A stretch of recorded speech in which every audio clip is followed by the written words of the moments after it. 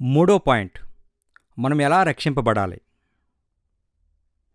అపోస్తల కార్యములు 2వ అధ్యాయంలో గాని 8వ అధ్యాయంలో గాని చూస్తున్న ఉదాహరణలు ఏమై ఉన్నాయంటే, వారు క్రైస్తవులు అవ్వడానికి కారణాలు 5 మెట్లు మనం చూడగలుగుతున్నాం. 5 మెట్లు ఏమిటో అవి మనం ఈనాడు ఒక్కొక్కటిగా నేర్చుకోబోతున్నాం. కనుక రక్షింపబడాలంటే మనం ఏమి చేయాలనేది లేఖనాలు తెలియజేస్తున్నాయి. ఆ లేఖనాలలో మొదటి మెట్టు వినుటిని గూర్చిన బైబిల్ వాస్తవములు. 1, మనుషుడు సువార్త వినాలి. దేవుని వాక్యం వినాలని రోమా 10:13-17 మనం చదువుకున్నట్లయితే కలిగిస్తుంది. రోమా పత్రిక 10వ అధ్యాయము 13 నుండి మనం చదివినట్లుగైతే, ఎందుకనగా ప్రభువు నామమును బట్టి ప్రార్థన చేయవాడెవడో రక్షింపబడును. వారు విశ్వసింపని వానికి ఎట్లు ప్రార్థన చెయ్యుదురు? విననివాని ఎట్లు విశ్వసించుదురు? ప్రకటించేవాడు లేకుండా వారు ఎట్లిందురు?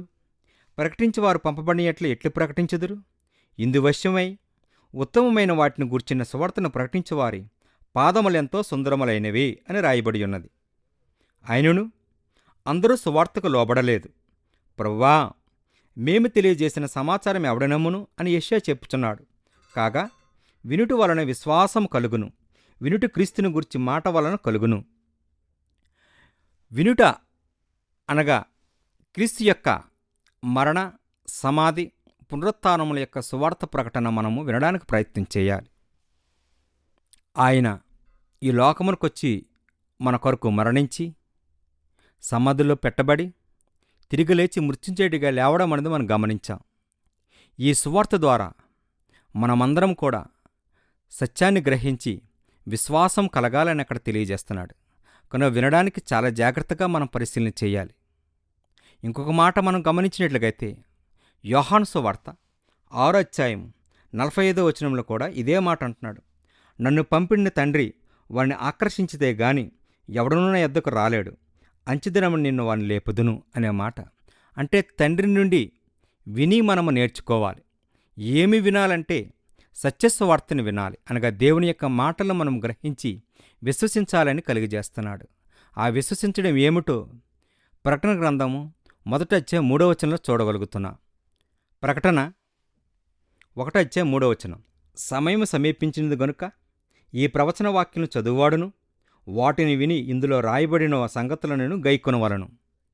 గైకొనుడైన మాట ప్రకటన గ్రంథంగా తెలియజేశారంటే, ఆ గైకొనడానికి అనగా అనుసరించడానికి ముందు ఆ వాక్యాన్ని, సత్యవాక్యాన్ని శ్రద్ధగా మనం వినాలి.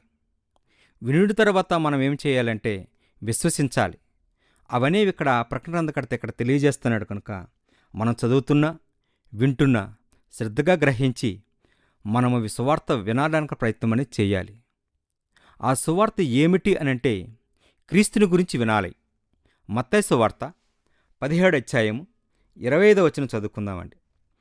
మనము ఏమి వినుచున్నదనేది ప్రాముఖ్యమైన అంశం కనుక ఈ మాట చదువుకుందాం. అతడు ఇంకనూ మాట్లాడుచుండగా, ఇదిగో ప్రకాశమానమైన మేఘం వారిని కమ్ముకొనును. ఇదిగో ఆయన నా ప్రియకుమారుడు, ఈయన యందు నేను ఆనందించున్నాను, ఈయన మాట వినుడే అని ఒక శబ్దం మేఘము నుండి పుట్టును. వినడం యొక్క ఆవశ్యకత ఎంత గొప్పదో ఈ మాటలు మనకు తెలియజేస్తున్నాయి. కనుక శ్రద్ధగా వినడానికి ప్రయత్నం చేయాలి. మరొక మాట చదువుకుందాం. యోహాను సువార్త 8వ అధ్యాయం 32. అప్పుడు సత్యం మిమ్మల్ని స్వతంత్రులుగా చేయునని చెప్పగా, సత్యమనగా నిజమైనది అనగా దేవుని యొక్క వాక్యమే సత్యమని మనకందరికీ తెలిసినదే. ఆ సత్య సువార్తని మనం గ్రహించి దానికి లోబడాలని ఇక్కడ తెలియజేస్తున్నది. మరొక సువార్త లేదు.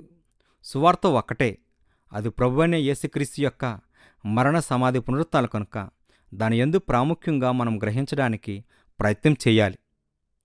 మనం ఎట్లు వినాలి అనేది ప్రాముఖ్యం.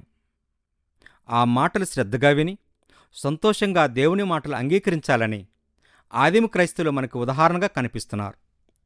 అపోస్తల కార్యములు 2వ అధ్యాయం 41. కాబట్టి అతని వాక్యమును అంగీకరించిన వారందరూ బాప్తిసం పొందిరి. ఆ దినమందు ఇంచుమించు 3,000 మంది చేర్చబడిరి. 3,000 మంది క్రైస్తవులు అవడానికి గల కారణం ఏమిటంటే, దేవుని యొక్క మాటలు పేతురుగారు ప్రసంగించినప్పుడు శ్రద్ధగా విన్నారు. శ్రద్ధగా వినడం అంటే రెండో తలంపు లేకుండా అది విని వారు పశ్చాత్తాపడి నొచ్చుకొని ఇప్పుడు మేమేమి చేయాలని వారు గ్రహించారు. వినడం కూడా ఆ విధంగానే ఉండాలని ఇక్కడ తెలియజేస్తున్నారు. ఆ విధంగా విశ్వసించి సంతోషంగా దేవుని యొక్క మాటనికి లోబడి వారు క్రైస్తవులు అనబడారు. ఈనాడు కూడా మనము కూడా వినాలని అక్కడ తెలియజేస్తున్నది. యాకోబు రాసిన పత్రిక 1వ అధ్యాయం 19వ వచనం ఇలా తెలియజేస్తుంది. నా ప్రియ సహోదరులారా, మీరీ సంగతి ఎరుగుదురు గనుక ప్రతి మనుష్యుడు వినుటకును వేగురుపడువాడును, మాట్లాడుటకు నిదానించినవాడును, కోపించువాడుకు నిదానించినవాడు ఉండాలి. కనుక వినడానికి మనం ఆసక్తి కలిగి ఉండాలి. అది వేగిరపడడం అంటే ఆతృత అని అర్థం. యాకోబు గారు ఏవైతే తెలియజేశారో సత్యాన్ని కూడా సువార్తను కూడా వినడానికి కూడా అంత ఆతృత కలిగి ఉండాలని తెలియజేస్తున్నారు. ఇంకొక మాట చదువుకుందాం. మత్తయి సువార్త 5:6లో కూడా ఉంది. నీతి కొరకు ఆకలి కలిగి ఉండడం అనేది ధన్యతల్లో ఒక మాట. నీతి కొరకు ఆకలి దప్పుగలవారు ధన్యులు, వారు తృప్తిపరచుదురు. నీతి అనగా దేవుని యొక్క మాట అనగా సత్యము, అది నిజమైనది వాక్యమై ఉన్నది కనుక ఆ వాక్యం కొరకు ఆసక్తి కలిగి శ్రద్ధగా వినడానికి ప్రయత్నం చేయాలనేది ఈ యొక్క మాటలు మనకు తెలియజేస్తున్నాయి. ఆ వాక్యం అనేది సాత్వికముతో అంగీకరించాలి, భక్తితో అంగీకరించాలని ఇక్కడ తెలియజేస్తున్నది. కనుక వినడానికి మనం ప్రాముఖ్యతను చూపించాలి. అలా వినకపోతే నష్టమేమిటో కూడా కొన్ని ఉదాహరణలు చూద్దామండి. 4వ పాయింట్, విననివారు ఉదాహరణలు. మత్తయి సువార్త 7వ అధ్యాయం 24-27 వచనం చదువుదామండి. కాబట్టి ఈయన్ని మాటలు విని వాటి చొప్పున చేయువ ప్రతివాడును బండమే తన ఇల్లు కట్టుకుని బుద్ధిమంతును పోలియుండును. వాన కురిసెను, వరదలు వచ్చెను, గాలి విసిరి ఆ ఇంటి మీద కొట్టును గాని దాని పునాది బండ మీద వేయబడిన గనుక అది పడలేదు. మరియు ఈ మాటలు విని వాడు చొప్పున చేయి ప్రతివాడును ఇసుక మీద తన ఇల్లును కట్టుకుని బుద్ధిహీనును పోలియుండును. వాన కురిసెను, వరదలు వచ్చెను, గాలి విసిరి ఆ ఇంటి మీద కొట్టును, అప్పుడు అది కూలబడెను, దాని పాటు గొప్పదని తెలియబడెను. అనగా ఇక్కడ ఈ యొక్క మాటల్లో ఇద్దరు యొక్క మనస్తత్వాల గురించి ఆలోచన చేస్తున్నా. ఒకరు బుద్ధిహీనులు, ఇంకొకరు బుద్ధిమంతులు. బుద్ధిహీనులైన వారు ఏం చేశారంటే, వారు గృహాన్ని నిర్మిస్తున్నప్పుడు ఇసుకలో కట్టబడిన వారుగా ఆ ఇసుకలో కట్టబడిన ఇల్లు వర్షం వచ్చి, తుఫాను వచ్చి, వరదలు వచ్చి నాశనం చేయబడింది. బుద్ధిహీనుని యొక్క లక్షణం ఏమిటో మనం ఇక్కడ చూడగలిగాం. బుద్ధిమంతుని వాడు బండ మీద కట్టబడి అది స్థిరంగా ఉన్నది. అనగా దీని యొక్క అర్థం ఏమిటంటే, వాక్యం విన్నవారు శ్రద్ధగా వినాలి, దాని గురించి ఆలోచన చేయాలి, ఆ మాటలందు లక్ష్యముంచాలి, ఇది నిజమును గ్రహించి విశ్వసించి మార్పు చెందడానికి ప్రయత్నం చేయాలి. అనగా మనం బుద్ధిమంతుల వలె ఉండడానికి ప్రయత్నం అనేది చేయాలి, బుద్ధిహీనుల వలె ఉండకూడదు. రెండో ఉదాహరణ అపోస్తల కార్యములు 2వ అధ్యాయంలో కూడా చూస్తున్నా. పెంతెకొస్తు దినాన ఉన్నవారు చాలామంది తొట్టెటి పడారంటే అక్కడ మద్యము తాగి వేరే ఆలోచనలోకి వెళ్ళి ఉన్నారు. అలా మనం వినకుండా ఇదొక క్రొత్త విషయం అని వారు గ్రహించడానికి ప్రయత్నం చేయాలి. కనుక వినడానికి ఇష్టం చూపించాలి. అందుకు ఉదాహరణ 8వ అధ్యాయంలో మనం చూస్తున్నా. ఐతియోపియుడైన నపుంసకుడు శ్రద్ధగా విన్నాడు, మారుమనసు పొంది రక్షింపబడ్డాడు. ఈనాడు కూడా మనము కూడా ఆ ఉదాహరణలో మనం వెళ్ళడానికి ప్రయత్నం చేయాలని కోరుకుంటున్నాం. 5వదిగా, వినుటకు నిరాకరించిన ఎడల నిర్లక్ష్యం చేసి శిక్షను గురి కావాల్సి వస్తుంది. అలా గురి కాకుండా ఉండాలంటే శ్రద్ధగా వినాలి. అందుకు మత్తయి సువార్త 17వ అధ్యాయం 5వ వచనంలో ఒక మాట చదువుకుందాం. మత్తయి సువార్త 17వ అధ్యాయం 5వ వచనం చూద్దామండి. అతడు ఇంకనూ మాట్లాడుచుండగా, ఇదిగో ప్రకాశమానమైన ఒక మేఘం వారిని కమ్ముకును. ఇదిగో నా ప్రియ కుమారుడు, ఈయన యందు నేను ఆనందించున్నాను, ఈయన మాట మీరు వినుడని ఒక శబ్దం మేఘంలో పుట్టును. వినడానికి మనం ఆసక్తి చూపిస్తే విధేయులుగా ఉంటాం, వినకపోతే మనం నాశనం అవుతామని ఇక్కడ తెలియజేస్తున్నాం. కనుక మరొక ఉదాహరణలో యోహాను సువార్త 8వ అధ్యాయం 24లో కూడా రక్షణ పొందినట్లు కావలసిన విశ్వాసం అవసరమయ్యున్నది, నిత్యము దాని గురించి ప్రయత్నం చేయాలని ఇక్కడ తెలియజేస్తున్నది. కనుక ఈ రక్షణ మెట్లు అనే పదములో విశ్వాసము కంటే వినుట చాలా మంచిదని ఇక్కడ మనం గ్రహించగలుగుతున్నాం. ఈ లేఖనము తెలియజేయనిది ఏమనక, శ్రద్ధగా దేవుని మాటలు వినాలని, లక్ష్యముంచాలని తెలియజేస్తున్నది. కనుక సువార్తను వినేటప్పుడు వేరే ఆలోచన లేకుండా జాగ్రత్తగా పరిశీలన చేయాలి. ఉదాహరణకి మరియా మార్తల విషయంలో చూసుకున్నట్లుగైతే, మార్త వేరే ఆలోచన కలిగి దేవుని యొక్క మాటల యందు నిర్లక్ష్యం చేసింది. మరియా క్రీస్తు యొక్క మాటలు వినడానికి ఆసక్తి చూపించి నిత్యయోజనకు పరిశీలన చేయడం అనేది జరిగింది. ఇంకో ఉదాహరణ లోక సువార్త గమనించినట్లయితే చాలా విషయాలున్నాయి. అందులో అపోస్తల కార్యం 16 అధ్యాయంలో మనం గమనించినట్లయితే, లూది అనే స్త్రీ శ్రద్ధగా దేవుని యొక్క మాటలందు లక్ష్యముంచి తన జీవితాన్ని, తన కుటుంబాన్ని, తన ప్రాంతాన్ని రక్షించుకున్నట్లుగా మనం చూడగలుగుతున్నాం. వినటం వల్ల వచ్చే ఆవశ్యకత ఏమిటో ఈ మాటలు మనకు తెలియజేస్తున్నాయి. ఈ మాట వినుట అనేది చాలా ప్రాముఖ్యమైన విషయం గమనించాలి. రెండవ భాగము, విశ్వాసమును గురించి కొన్ని బైబిల్ వాస్తవములు. విశ్వాసం అనగానేమి? హెబ్రీ పత్రిక 11 అధ్యాయం 1వ వచనంలో విశ్వాసము నిరీక్షింపబడేట యొక్క నిజస్వరూపమును అదృశ్యమైనటకు రుజువునై ఉన్నది అని తెలియజేస్తుంది. ఈ యొక్క ఆలోచన అభయము, నమ్మకము మరియు దృఢ విశ్వాసం తెలియజేస్తుంది. అంటే దృఢ విశ్వాసం అనగా గట్టి నమ్మకం కలిగి ఉండాలి. మనం ఏమైతే వాక్యం నేర్చుకుంటున్నామో లేదా వింటున్నామో వాటి నిజమైనదని అటువంటి విశ్వాసం కలిగి ఉండాలి. అలా ఉంటూ ఆ వాక్యానికి లోబడుతూ మనము నమ్మకం కలిగి ఉండేటట్లుగా జీవించాలి. రోమాపత్రిక 10వ అధ్యాయం 16వ వచనంలో ఈ విధంగా ఉంది. అయినను అందరూ సువార్తకు లోబడలేదు. ప్రభువా, మేము తెలియజేసిన సమాచారం ఎవడనమ్మును అని యెషయా చెప్తున్నాడు. దాని యొక్క అర్థం ఏమిటంటే, దేవుని చిత్తానికి అప్పుడు లోబడలేదు. కనుక వాక్యం విన్న మనము శ్రద్ధగా దేవుని చిత్తమేట్టు గ్రహించి లోబడవలనని ఇక్కడ తెలియజేస్తుంది. ఆ లోబడమే విశ్వాసం అని ఇక్కడ మనకు గుర్తు తెలియజేస్తుంది. రెండవదిగా, అవసరము మనుషుని విశ్వాసం కలిగి ఉండవలెను.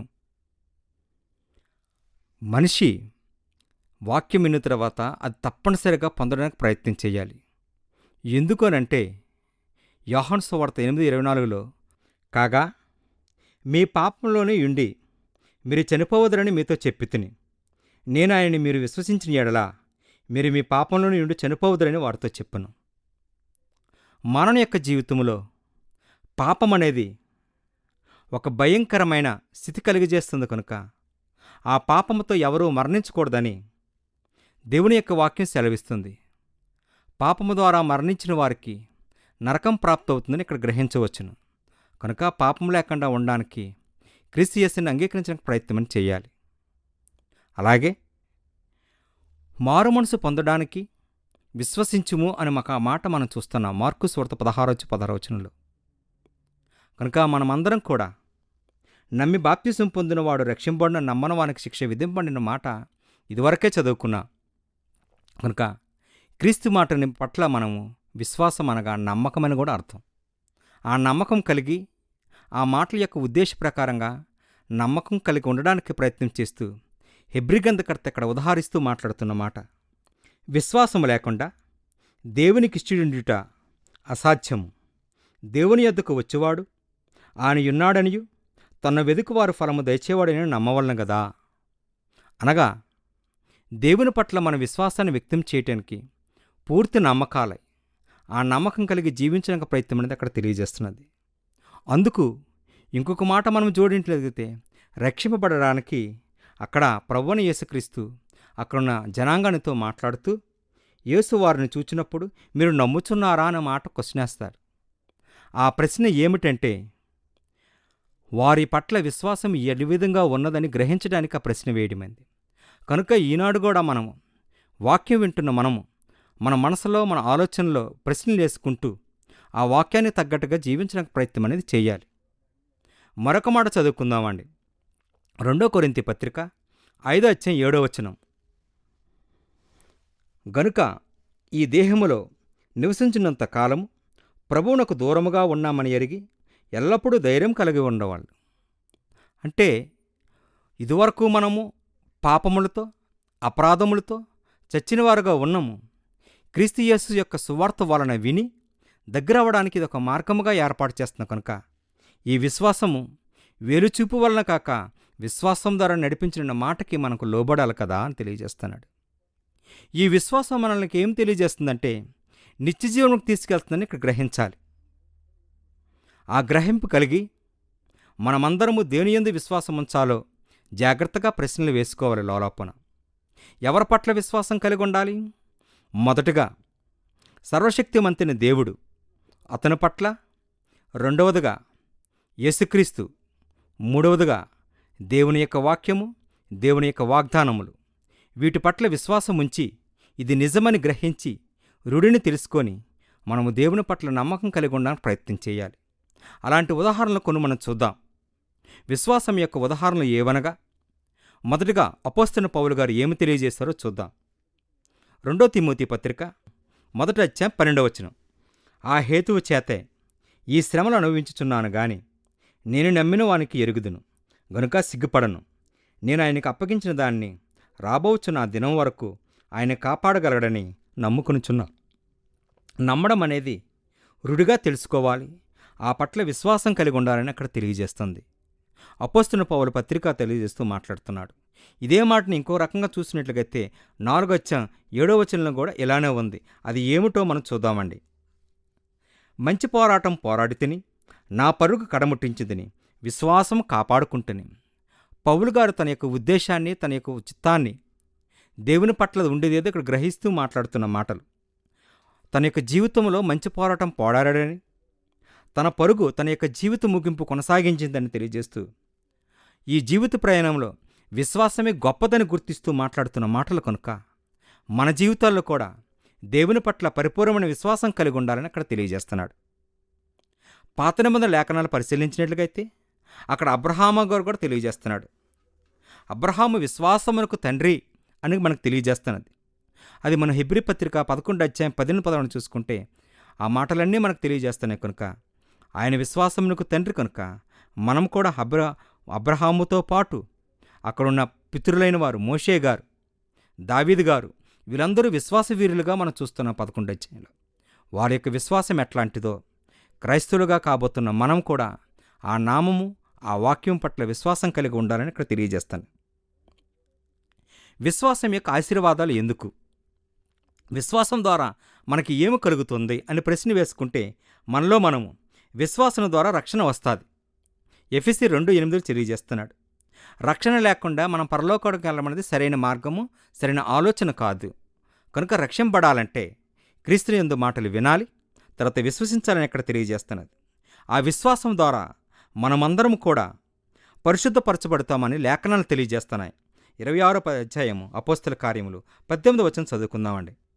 వారు చీకట్లో నుండి వెలుగులోనికి, సాతాను అధికారం నుండి దేవుని వైపుకు తిరిగి నా యందలి విశ్వాసము చేత పాపక్షమాపను పరిశుద్ధపరచబడిన వారిలో స్వాస్యం పొందినట్లు వారు కన్నులు తెరుచుటకై నేను నిన్ను వారి యొద్దకు పంపెదను. అనగా చీకటిలో నుండి, అనగా లోక సంబంధమైన లోకం, అనగా నేత్రాస, శరీరాస, జీవపబడమనే పాపముతో ఈ లోకం ఉంది కనుక ఆ యొక్క మార్గములో నుండి వెలుగులో కనుక సత్యములోకి లేదా దేవుని యొక్క మార్గంలోకి రావడానికి మనం ప్రయత్నం చేయాలండి. ఆ ప్రయత్నం చేసే విధానంలో విశ్వాసం కలిగి ఉండాలి. ఆ విశ్వాసము ఎరగనివ్వకుండా సాతాను కొన్నిసార్లు మనకేం చేస్తాడంటే మనల్ని వేరే వైపు మళ్ళించడానికి ప్రయత్నం చేస్తాడు.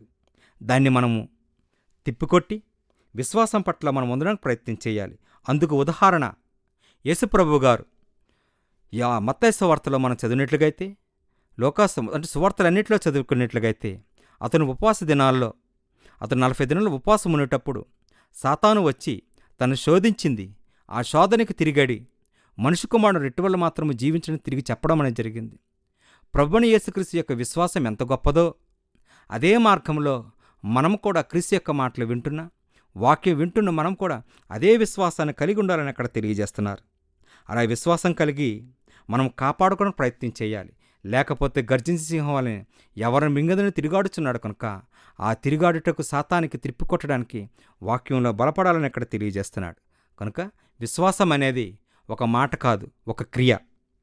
యాకోబు రాసిన పత్రిక 2వ అధ్యాయంలో 14వ వచనంలో అంటున్నాడు, క్రియలు లేని విశ్వాసము మృతము అంటున్నాడు. ప్రేమ, విశ్వాసము, నమ్మకము, ఈ క్రియపదాలన్నీ కూడా క్రియారూపముగా ఉండున్నాడే క్రైస్తవులుగా పరిగణింపబడతాము. కనుక మనము దేవుని బిడ్డలుగా పిలువబడాలంటే క్రియను కలిగించాలి. అంటే విశ్వాసం అనేది మనల్ని మార్పునకు తీసుకువెళ్ళాలి. మార్పు అనేది క్రైస్తవుడిగా ఒప్పింపు చేయాలి. ఒప్పింపు చేసిన మాట బాప్తీసుడి వద్దకు తీసుకెళ్ళాలి. అది ప్రక్రియ అనేది జరుగుతుందని ఇక్కడ గమనించాలి. కేవలం మాటలుగా కాకుండా అది ఆచరణలో పెట్టడానికి ప్రయత్నం చేయాలని ఈ విశ్వాసం యొక్క పాఠం ఇక్కడ మనకు తెలియజేస్తుంది. కనుక విశ్వాసం కలిగి మనం ఉండడానికి ప్రయత్నం చేయాలి. రక్షణ పొందుటకు 3వ మెట్టు. మారు మనసును గూర్చిన కొన్ని బైబిల్ సత్యాలను పరిశీలిద్దాం. మొదటిగా, అందరూ మారు మనసు పొందవాలని దేవుడు కోరుచున్నాడు. చూసినట్లయితే అపోస్తలుల కార్యములు 17వ అధ్యాయం 3వ వచనంలో ఈ విధంగా తెలియజేయబడింది. ఆ అజ్ఞాన కాలములను దేవుడు చూచి చూడనట్టుగా ఉండెను. ఇప్పుడైతే అంతటను అందరూ మారుమనసు పొందవాలని మనుషులకు ఆజ్ఞాపించుచున్నాడు. క్రైస్తవుడు అవ్వాలంటే క్రీస్తు యేసు మాటలు శ్రద్ధగా వినాలి. వినడం ఒకటమే కాదు, విశ్వసించాలి. విశ్వసించిన తర్వాత తనలో ఒక ప్రక్రియ జరగాలి. నేను పాపిని, నాలో పాపమున్నది, ఆ పాపం ద్వారా మరణానికి వెళ్ళే అవకాశం ఉంటుంది, అది 2వ మరణము, దానికి ప్రాయశ్చిత్తం లేదని గ్రహించి అది భూమి మీద ప్రభువుని యేసుక్రీస్తు ద్వారా కలుగుతుందని గ్రహించి మారు మనసు పొందడానికి ప్రయత్నం చేయాలి. ఆ సమయం ఇదే అని చెప్పి చూస్తున్నాడు. ఈ యొక్క లేఖనాల యొక్క అర్థం తెలియజేస్తున్నది. కనుక మారు మనసు పొందవలసిన బాధ్యత వింటున్న ప్రతి క్రైస్తవుడికి అవసరమని ఇక్కడ తెలియజేస్తున్నది. ఇంకొక మాట చదువుకున్నట్లయితే 2 పేతురు 3వ అధ్యాయం 9వ వచనం, కొందరు ఆలస్యమని ఎంచుకున్నట్లుగా ప్రభు తన వాగ్దానం గూర్చి ఆలస్యం చేయువాడు కాడుగాని ఎవడనూ నశింపవలనని ఇచ్చయింపక అందరూ మారుమనసు పొందవలనని కోరుచు మీరెళ్ళ దీర్ఘశాంతం గలవాడయున్నాడు. ఈ లోకములో ప్రతి ఒక్క మానవుడు కూడా దేవునికి ఇష్టమైనవాడే, అతను దేవుని సృజించినవాడే. కనుక ఏ వ్యక్తి కూడా నరకానికి వెళ్లకుండా ఉండడానికి తన ఆలోచన ఉంది. కనుక అది మనం గ్రహించి బద్దులమై ఉన్నాం. కనుక అందరము కూడా మారుమనసు పొందడానికి ప్రయత్నం చేయాలి. అది చేయడానికి కావలసిన నిర్లక్ష్యం చేయకూడదని ఇక్కడ దేవుని యొక్క వాక్యం ఇక్కడ సెలవిస్తుంది. ఆలస్యమని ఎంచుకున్నట్లుగా ప్రభు వాగ్దానం గురించి ఆలస్యం చేయవాడు కాడని ఇక్కడ గ్రహించాలి. తన యొక్క రాకడ ఈ భూమి మీదకి ఎప్పుడు వస్తుందో మనకు తెలియదు. కనుక దీపముండగానే ఇల్లు చక్కబెట్టుకో అనే ఆలోచన ప్రకారంగా సమయం ఉండగానే సద్వినియోగం చేసుకుంటూ క్రీస్తు యేసుని విశ్వసించడానికి, మార్పు చెందడానికి ప్రయత్నం చేయాలని ఈ లేఖనము తెలియజేస్తున్నది. అందుకు ఉదాహరణ మరొక వచనం చూడంచాలి. అందుకేంటంటే లూకా సువార్త 13వ అధ్యాయము 3-5 వచనం చదువుకుందామండి. కారణం మీతో చెప్పుచున్నాను, మీరు మారుమనసు పొందని ఎడల మీరందరూ అలాగే నశింతురు. మరియు సిలియోములోని గోపురము పడివచ్చి ఆ 18 మంది యెరూషలేములో కాపురం ఉన్నవారికంటూ అపరాధులను తలంచుచున్నారా? కారణం మీతో చెప్పుచున్నారు, మీరు మారుమనసు పొందని ఎడల మీరందరూ అలాగే నశింతురు. నశించిపోతామని దేవుని వాక్యం సెలవిస్తుంది. కనుక ఆ నాశనము భయంకరమైనది. కనుక మనము వాక్యం విన్న ద్వారానే రక్షింపబడడానికి ప్రయత్నం అనేది చేయాలని ఇక్కడ లోక గ్రంథకర్త ఇక్కడ తెలియజేస్తున్నాడు. అదే ఇంకొక వచనం కూడా అక్కడ ప్రకటిస్తున్నాడు. అది ఏమిటో చూద్దాం. లూకా సువార్త 24వ అధ్యాయం 46-47 వచనం చదువుదామండి. క్రీస్తు శ్రమపడి 3వ దినమున మృతుల నుండి లేచిననియు యెరూషలేము మొదలుకొని సమస్త జనములో ఆయన పేరట మారుమనస్సును పాపక్షమాపణను ప్రకటింపబడివనియు ఈ రాయబడి ఉన్నది. కనుక పాపక్షమాపణ నిమిత్తం క్రీస్తు యేసు మాటను శ్రద్ధగా విని మారు మనసు పొందడానికి ప్రయత్నం చేయాలి. కనుక జాగ్రత్తగా పరిశీలన చేస్తూ అసలు ఈ మారు మనసు ఏంటి అనగా పాప స్వభావంతో చచ్చిపోతున్న మనల్ని క్రీస్తు యొక్క సత్యమైన వాక్యము ద్వారా మనల్ని పరిణితి చెందుతూ ఇది నిజమైన మార్గం అని తెచ్చిన ఒక మార్పు మన హృదయాల్లో ఈ మార్పు జరగాలి. అనగా నేను ఒక పాపిని, ఆ పాపం అనేది నన్ను కృషించి నన్ను నరకానికి తీసుకువెళ్తాది అని గ్రహించి మారుమనసు పొందడానికి ప్రయత్నం అనేది చేయాలి. అందుకోసమే మత్తయి సువార్త 21వ అధ్యాయము 28-29లో నీతిని వెంబడించుము అన్నారు. నీతి అనగా వాక్యము. ఆ వాక్యము సత్యమనిదని గ్రహించు. ఆ విన్నవారమందరూ కూడా గ్రహిస్తూ దేవుని యొక్క ఇష్టానుసారంగా ఆలోచన కలిగి ఉండాలి. ఆడ తిరగపోతే నాశనమయ్యేది మానవుడిని గ్రహించాలి. తిరుగుట అని అర్థం ఏంటంటే మన హృదయాలలో ఆలోచన కలిగి, తలంపులు కలిగి, పశ్చాత్తాపడి క్రీస్తు యేసుని నా సొంత రక్షకునిగా అంగీకరిస్తానని ఆలోచన రావాలి. అనగా నాలో దుష్టత్వం ఉన్నది, నాలో పాపం ఉన్నదని గ్రహించు పశ్చాత్తాపడ ప్రయత్నం చేయాలి. అందుకు ఉదాహరణ లూకాసు వార్త 17:4 చూద్దామండి ఒకసారి. అతడు ఒక దినమున 7 మారులు నీ ఎడల తప్పిదం చేసిన ఎడల నీ వైపు తిరిగి మారు మనసు పొందితివి అని ఎడల క్షమింపవలను. 7 మారులు అనగా యూదా ప్రకారం, బైబిల్ యొక్క ప్రకారం, ధర్మశాస్త్ర ప్రకారం 7 అనేది సంపూర్ణ చిత్రానికి కారణం కనుక 7 మారులు అనగా ఏంటంటే మన యొక్క పాపములు చాలా ఎక్కువయ్యాయని గ్రహించి మారడానికి ప్రయత్నం చేయాలి. మారు మనసు కేవలము విచారకరమైనదని తప్పు చేయించు దొరికిపోవటం చాలా తప్పు. అది కేవలము విడిచిపెట్టుట, దోషముగా ఒప్పుకొనుట. దోషముగా అంటే నాలో పాపమున్నదని గ్రహించి నువ్వు రక్షింపబడడానికి ప్రయత్నం చేయాలి. దాని ద్వారా నూతన జీవితం ప్రారంభమవుతుంది. అది నిస్పృహ కాదని గుర్తించాలి. పాపము కప్పుట వల్ల కేవలం భయమనేది వస్తుంది. ఆ భయమును బట్టి నరకానికి ప్రాప్తులమవుతాం కనుక ఆ నరకను తప్పించాలంటే ప్రభువైన యేసుక్రీస్తు యొక్క మాటను శ్రద్ధగా వినడానికి మనమందరమూ ప్రయత్నం చేయాలి. అందరూ ఎందుకు మారుమనసు పొందాలి? మారుమనసు పడకపోతే వచ్చే పర్యవసనమేంటి అని మనం గ్రహించినట్లుగైతే పాపక్షమాపణ నిమిత్తము ప్రతి ఒక్కరు కూడా మారుమనసు పొందాలి. ఎందుకనంటే రోమాపత్రిక 6:23 చాలా చక్కని మాట అన్నదండి. అది ఏంటో చూద్దాం. ఏలయనగా పాపం వల్ల జీతము మరణం, అయితే దేవుని కృపావరం మన ప్రభువైన యేసుక్రీస్తునందు నిత్యజీవం. పాపం అనేది మానవుని యొక్క జీవితంలో ఉంది కనుక తద్వారా మన క్రైస్తవులుగా కాలేము, నీతిమంతులుగా ఉండలేము, పరలోకానికి వెళ్ళలేని వారుగా ఉంటాం కనుక ఈ భూమి మీద ఉన్నప్పుడే ఆ మరణించకముందే నీతిని అనగా సత్యాన్ని గ్రహించడానికి ప్రయత్నం అనేది చేయాలి. లేకపోతే మరణం అనేది ప్రాప్తిస్తుంది. ఆ మరణం అనేది తర్వాత రెండో మరణంలోకి ప్రవేశిస్తాం కనుక పౌలు గారు అదే తెలియజేస్తున్నారు. మనకు మరణం కావాలా, నిత్యజీవం కావాలని ఇక్కడ తెలియజేస్తున్నాడు. నిత్యజీవం కావాలనుకుంటే దేవుని మాటలు విని, సువార్తని విని శ్రద్ధగా క్రీస్తు చేసిన సొంత రక్షకుడిగా అంగీకరించాలని ఇక్కడ తెలియజేస్తున్నది. అనగా మనలో మార్పు కలగాలి. మార్పు అనేది ఏంటంటే పశ్చాత్తాపడాలి. మనలో ఉండే ప్రక్రియలు అనే చెడ్డ దుష్ట లక్షణాలు ఏవైనా ఉంటే అవి మంచితనము, దయ, ప్రేమ, కనికరము ఇటువంటి లక్షణాలతో మన ఇమిడియుండి క్రీస్తు యొక్క సారూప్యం కలగడానికి ప్రయత్నం అనేది చేయాలి.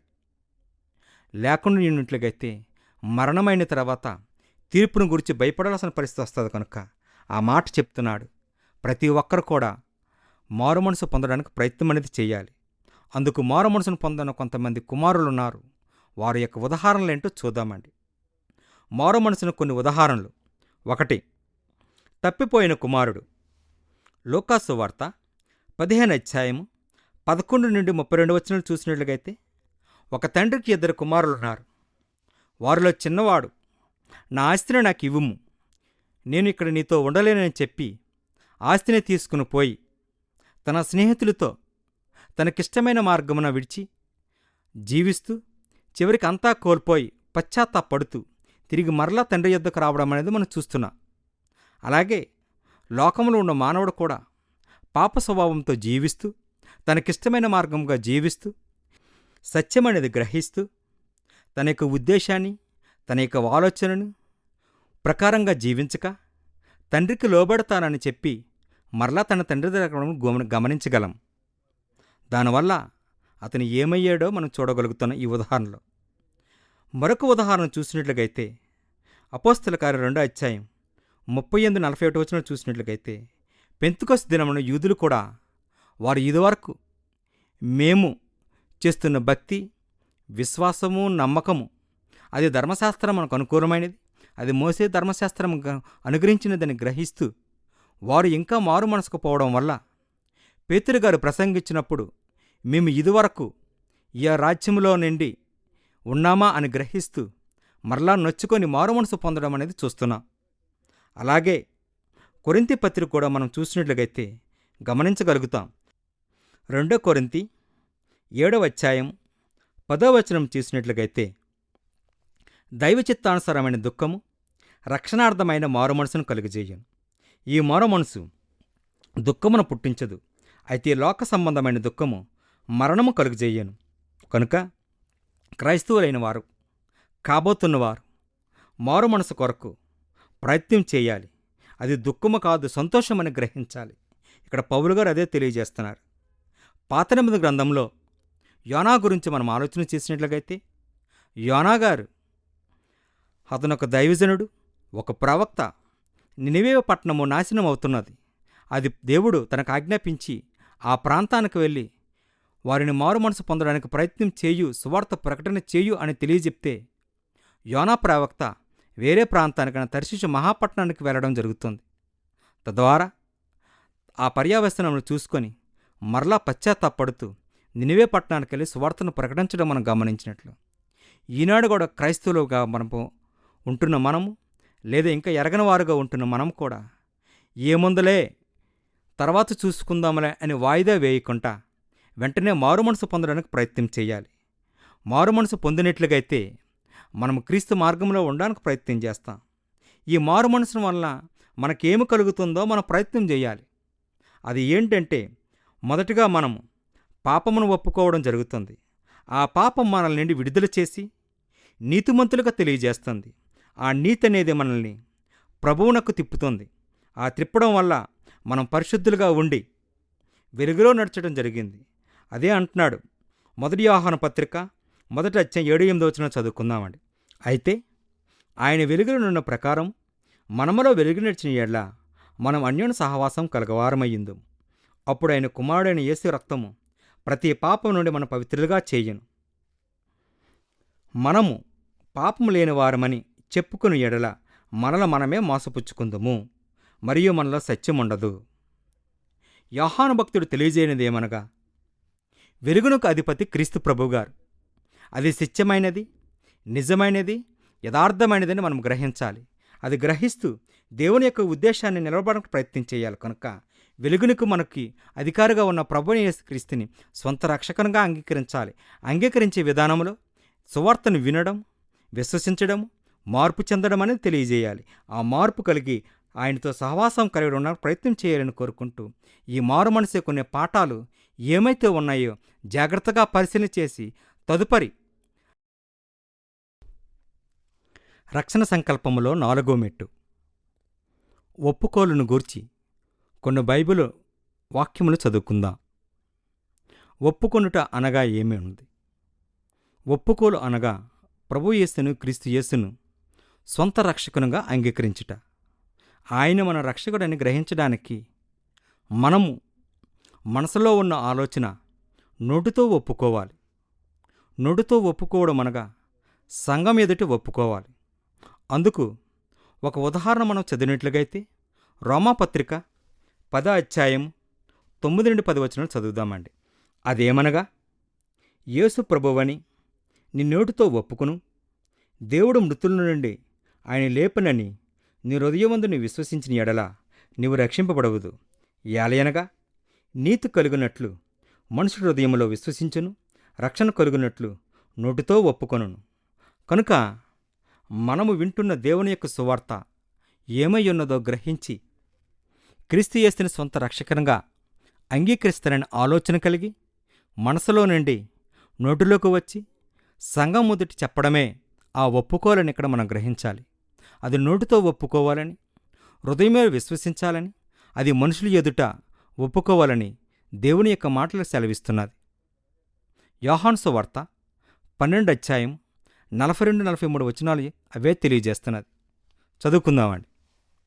ఆయనను అధికారుల్లో కూడా అనేకులు ఆయన యందు విశ్వాసం ఉంచిరు గాని సమాజం నుండి వెలువేయబడుదురేమో అని పరిశీలకు భయపడిన వారు ఒప్పుకొనలేదు. వారు దేవుని మెప్పు కంటే మనుషుల మెప్పును ఎక్కువగా ఆపేక్షించరి. ఈ లోకంలో మనకి సర్వాధికారి అయిన దేవుని గురించి మనం ఆలోచన చేయలే తప్ప లోకంలో మనుషుల యొక్క నిర్లక్ష్య పెట్టకూడదు.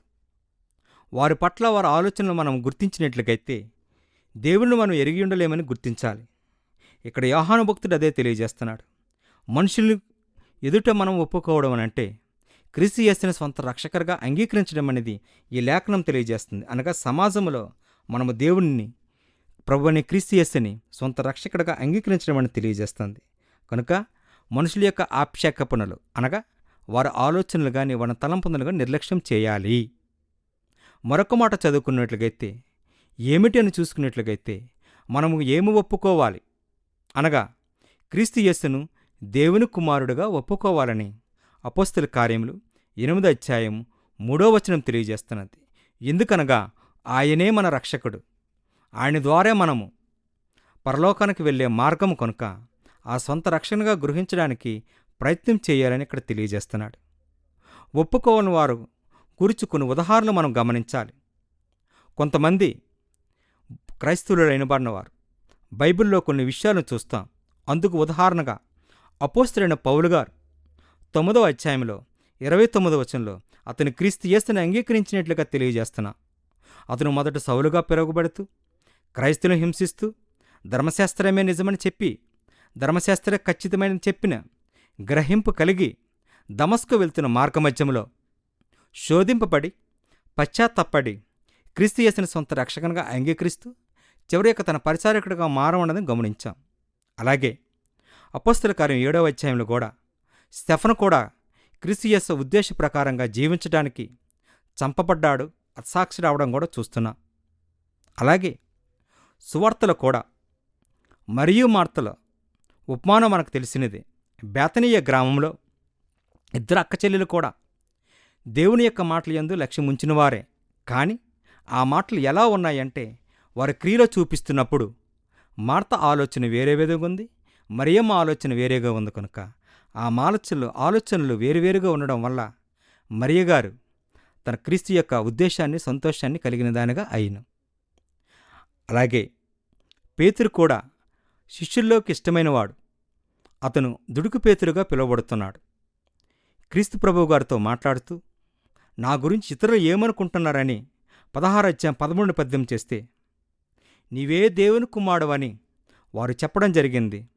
అయితే బర్యోనా సీమోను, నా బండ మీద నీకు సంగమును కట్టుదు అనే మాట మనం గ్రహించినట్లుగైతే పేతురు రాసిన ఆ పత్రిక, ఆ ఆలోచన, ఆ తలంపు అపోస్తల కార్యం 2వ అధ్యాయంలో మనం చూస్తున్నాం. ఆయన ప్రసంగించినాడు, సుమారుగా 3,000 మంది రక్షింపబడినట్లుగా గమనిస్తున్నాం.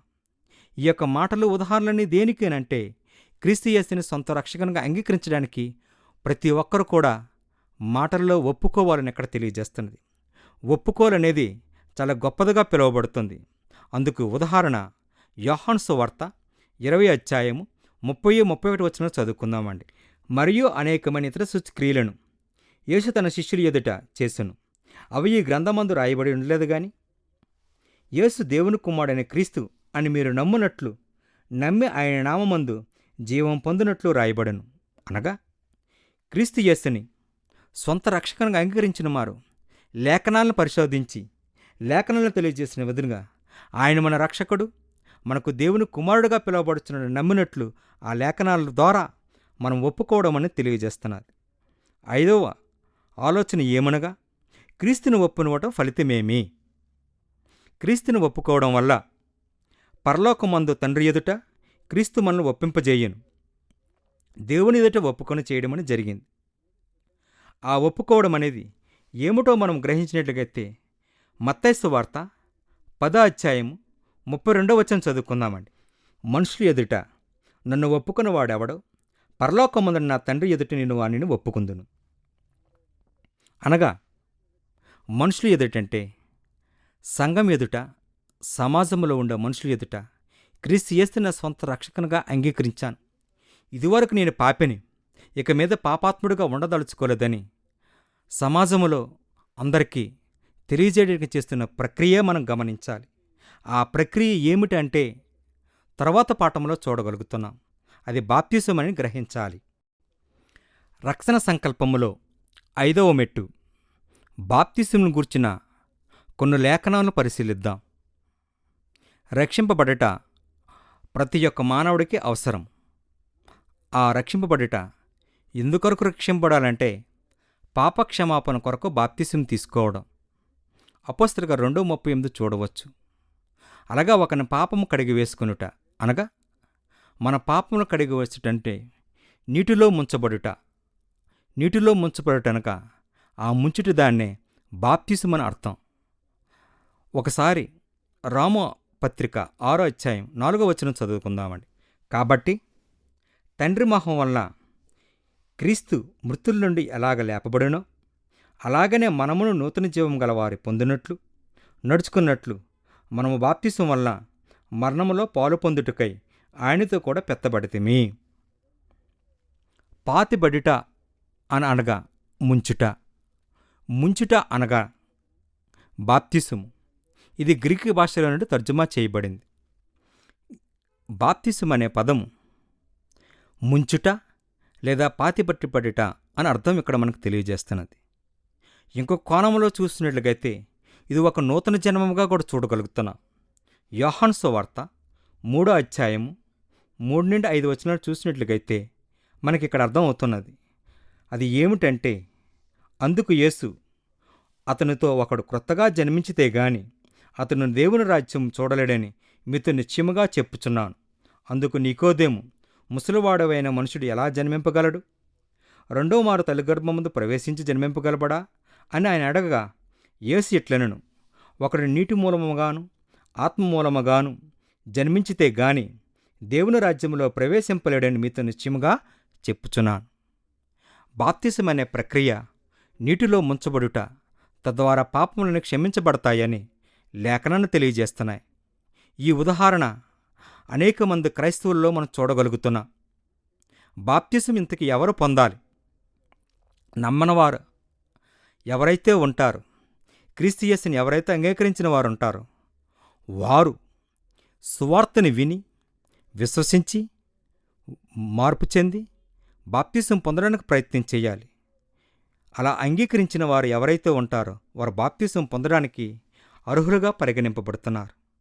ఉదాహరణకు మనం చూసినట్లయితే అపోస్తల కార్యంలో నపుంసకుడైన ఐతుయపుయుడు పెంతుకొస్తు బెందలను 3,000 మంది, పౌలుగారు 16వ అధ్యాయంలో లూదియా మరియు చెరసాల నాయకులు కూడా క్రీస్తు యేసుని సొంత రక్షకనగా అంగీకరించినందుకు ఈ ఉదాహరణను గమనించగలం. కనుక బాప్తిసం పొందడానికి మనము విస్తారంగా నీళ్లు కావాలి. కనుక సంఘముల ద్వారా, సేవకుని ద్వారా మనం రక్షింపబడ్డానికి తగు నిర్ణయం తీసుకుంటూ మార్పు చెందేవారుగా కనిపించాలి. ఆ బాప్తిసం యొక్క ఫలితం ఏమనగా పాపక్షమాపణ నిమిత్తం. అపోస్తల కార్యములు 2వ అధ్యాయము 38వ వచనం చదువుకున్నట్లయితే మనకు అక్కడ అర్థమవుతుందండి. అది ఏంటో చదువుదాం. పేతురు, మీరు మారుమనసు పొంది పాపక్షమాపణ నిమిత్తం ప్రతివాడును యేసుక్రీస్తు నామమున బాప్తిసం పొందుడి, అప్పుడు పరిశుద్ధాత్మన వరం పొందుదురు. బాప్తిసం అనే ప్రక్రియ క్రైస్తవుడికి కావలసిన 5వ మెట్టుగా పరిగణించింది. కనుక ప్రతి ఒక్కరు కూడా రక్షింపబడాలని ఆలోచన కలిగంటే తప్పనిసరిగా బాప్తిసం పొందాలి. ఈ 5 మెట్టులు అవేవనగా విశ్వాసము, మార్పు, ఒప్పుకోలు, బాప్తిసము అనే ప్రక్రియలో విశ్వాసం అనేది మొదటి ప్రక్రియ. ఈ ప్రక్రియను గురించి మనం ఆలోచన చేస్తూ రక్షింపబడడానికి చివరి ప్రక్రియగా బాప్తిసం పొందడానికి ప్రయత్నం చేయాలని ఇక్కడ తెలియజేస్తున్నది. బాప్తిసం పొందాలనుకున్నవారు క్రైస్తవులుగా పరిగణింపబడతారు. అటువంటి బహుమానము, అటువంటి ఆలోచన మనకు కలిగినట్లుగైతే మనమందరం కూడా ఈ సువార్తని విని వెంటనే మారుమనసు పొందడానికి ప్రయత్నం చేయాలి. బాప్తిసం పొంది క్రీస్తు యేసు రాజ్యములో ప్రవేశించడానికి ప్రయత్నించాలి. ఈ సమయాన్ని సద్వినియోగం చేసుకుంటూ మార్పు చెందడానికి ప్రయత్నం చేయాలని కోరుకుంటూ, క్రైస్తవుడిగా పరిగణింపబడిన తర్వాత సంఘములో ప్రవేశించి మత్తయి సువార్త 6వ అధ్యాయము 33 వచనాల ప్రకారంగా మొదట నా నీతిని, నా రాజ్యాన్ని వెదకండి, అప్పుడన్నీ కూడా మీకు అనుగ్రహింపబడినట్టుగా ఆ వాగ్దానం ప్రకారం సంఘములో ప్రవేశిస్తూ వాక్యానుసారంగా జీవిస్తూ మన పర్యాయంత వరకు కూడా నమ్మకంగా జీవిస్తూ సంఘంలో సహవాసం కలిగి క్రీస్తు యొక్క రాకడకు ఎదురు చూడాలని మిమ్మల్ని వేడుకుంటూ ఈ మాటలు ముగించుకుంటున్నాను. వందనాలండి. రక్షణ అనే పాఠములో రెండవ భాగము, మనము ఎందుకు రక్షింపబడాలి. మొదటి పాఠంలో మనం చూస్తున్న రక్షణ గురించి కొన్ని ఉదాహరణలు చూసాం. ఆదిమ సంఘములో క్రైస్తవులైన వారు 3,000 మంది బాప్తిసం ఏ విధంగా పొందారు, అలాగే 8వ అధ్యాయంలో కూడా నపుంసకుడైన ఐథియోపియా నపుంసకుని కూడా చూడగలిగాం. వారు ఎలా రక్షింపబడ్డారో అదే విధానంతో మనము కూడా ఇప్పుడు వింటున్న మనం ఎందుకు రక్షింపబడాలి, రక్షణ వల్ల ఆవశ్యకత ఏమిటి అనే విషయాలు మనం ఒకసారి ఆలోచన.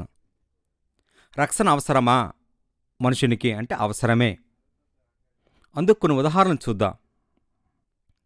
అందరూ పాపం చేసి ఉన్నారు. రోమాపత్రిక 3వ అధ్యాయము 23 వచనం మనం చదువుకున్నట్లుగైతే కనిపిస్తుంది. ఏ భేదమునూ లేదు, అందరూ పాపం చేసి దేవుడిని గురించి మహిమను పొందలేకపోవచ్చున్నారు. కాబట్టి మనమందరం కూడా పాపాత్ములే అని లేఖనం తెలియజేస్తుంది. అలాగే ఆ లేఖనం యొక్క ఉద్దేశం ఏమయ్యిందంటే, మనం పాపాత్ములైన వారు తర్వాత ఏమవుతామంటే, అదే రామపత్రిక 6:23లో కూడా పాపం వల్ల జీతము మరణము అని తెలియజేస్తుంది. కనుక పాపం అనేది చాలా భయంకరమైన శిక్ష. కనుక దాని నుండి దూరంగా వెళ్ళాలంటే తన తండ్రైన దేవుడు ఈ భూలోకానికి తన ప్రియమైన కుమారునికి మనకు విమోచన కొరకు అనుగ్రహించును. అది యోహాను సువార్త 3:16 మనం చూడగలిగాం. మనుషుని యొక్క రక్షణలో అనేక అంశములు యెహోవా దేవుడు మనకు తెలియజేశాడు. అందుకు ఉదాహరణగా యోహాను సువార్త 3:16లో చూడాం. దేవుడు మనల్ని ఎంతో ప్రేమించును, ఆయన తన కుమారుని మన కొరకు అనుగ్రహించిన మాట మనము మొదటిగా మనం చదువుకున్నాం. మన పట్ల ఆయనకుండిన ప్రేమ ఎట్టిదో ఆ లేఖనం తెలియజేస్తుంది. అంతేకాకుండా ఇంకొక మాట చదువుకుందాం. మన పట్ల ఆయన మేలైన వరములు మనకి అనుగ్రహిస్తున్నాడు. యాకోబు రాసిన పత్రిక 1వ అధ్యాయం 17వ వచనం చదువుకుందామండి. యాకోబు గారు ఈ విధంగా తెలియజేస్తున్నారు. శ్రేష్టమైన ప్రతి ఈవియు సంపూర్ణమైన ప్రతి వరమును పరసంబంధమైనదే, జ్యోతిర్మయ తండ్రి యొద్ద నుండి వచ్చును. ఆయన యందు ఏ చంచలత్వమైనను గమనాగమనం వలన కలుగు ఛాయ లేదు. అనగా ఈ భూలోకములో మనము జీవించడానికి కావలసిన ప్రతి వరమును ఆయన అనుగ్రహించాడు. అందుకు ఉదాహరణ 100వ కీర్తన చదివినట్లయితే ఆయనలే మనం సృజించును, ఆయనే మనల్ని పోషించిన మాట 3వ వచనం మనకు కనిపిస్తుంది. ఈ లోకంలో బ్రతకడానికి చలించడానికి కావలసిన ప్రతి వరములు అన్న భౌతిక సంబంధమైనవి కూడా అనుగ్రహిస్తూ ఆత్మ సంబంధం కూడా అనుగ్రహించాడు. ఆ ఆత్మ సంబంధమైన వరమే రక్షణ భాగ్యమని ఇక్కడ మనం గమనించాలి. ఈ రక్షణ భాగ్యం ఎలా మనకు పొందుతున్నదంటే తన ప్రియమైన కుమారుని ద్వారా మనకి అనుగ్రహింపబడుతుంది.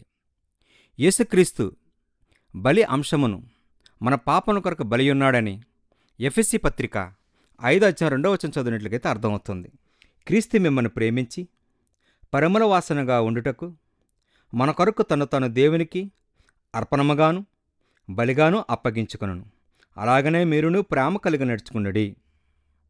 ప్రభువైన యేసుక్రీస్తు మన కొరకు ఎంతగా ప్రేమించాడు అంటే మనల్ని ప్రేమించడానికి తన ప్రాణాన్ని పణంగా పెట్టడం అనేది మనము చూడగలుగుతున్నాం. అటువంటి ప్రేమకు రుణము కానీ మరి ఏమైనా కృతజ్ఞత కానీ తీర్చలేము. అది తీర్చబడాలంటే కేవలం క్రీస్తు యేసుని సొంత రక్షకనగా అంగీకరించడమే జరుగుతుంది అని మనం గ్రహించాలి. ఈ మాటలు దేవుని యొక్క వాక్యం ద్వారా మనకు అర్థమవుతున్నాయి. అందుకోసమే 1 కొరింథీ పత్రిక 2వ అధ్యాయం 10వ వచనంలో దేవుడు తన ఆత్మ ద్వారా సత్యమును బయలుపరచెను. మనం రక్షింపబడాలంటే ఏమిటి అవసరమో లేఖనాలు తెలియజేస్తున్నాయి. అందుకు ఉదాహరణగా యోహాను సువార్త 8వ అధ్యాయము 32వ వచనము 17 చదువుకున్నట్లయితే దేవుడు సత్యమైన వాడని అర్థమవుతుంది. చదువుకుందామండి. యోహాను సువార్త 8వ అధ్యాయం చదువుకుందామండి. అప్పుడు సత్యం మిమ్మల్ని స్వతంత్రులుగా చేయును. సత్యమనగా నిజమైనది అనగా దేవుడు. ఆ దేవుడే ప్రభువైన యేసుక్రీస్తు కుమారునిగా మనకు అనుగ్రహించి ఉన్నాడు. అతను సత్యమైన వాడు కనుక ఆ సత్యాన్ని గుర్తించగలవలసిందిగా కోరుకుంటున్నాము. అలాగే ఇంకొక వచనం చూద్దామండి. యోహాను సువార్త 17 అధ్యాయము 17 వచనం చదువుకుందామండి. సత్యమందు వారిని ప్రతిష్ఠ చేయము, నీ వాక్యమే సత్యము. సత్యవంతులుగా కావలసడానికి తన ప్రియకుమారుని ప్రభుని యేసుక్రీస్తుని రక్షణగా అంగీకరించాలని ఈ వాక్యం తెలియజేస్తుంది. ఇది వినడమే కాకుండా లోబడాలని కూడా తెలియజేస్తుంది.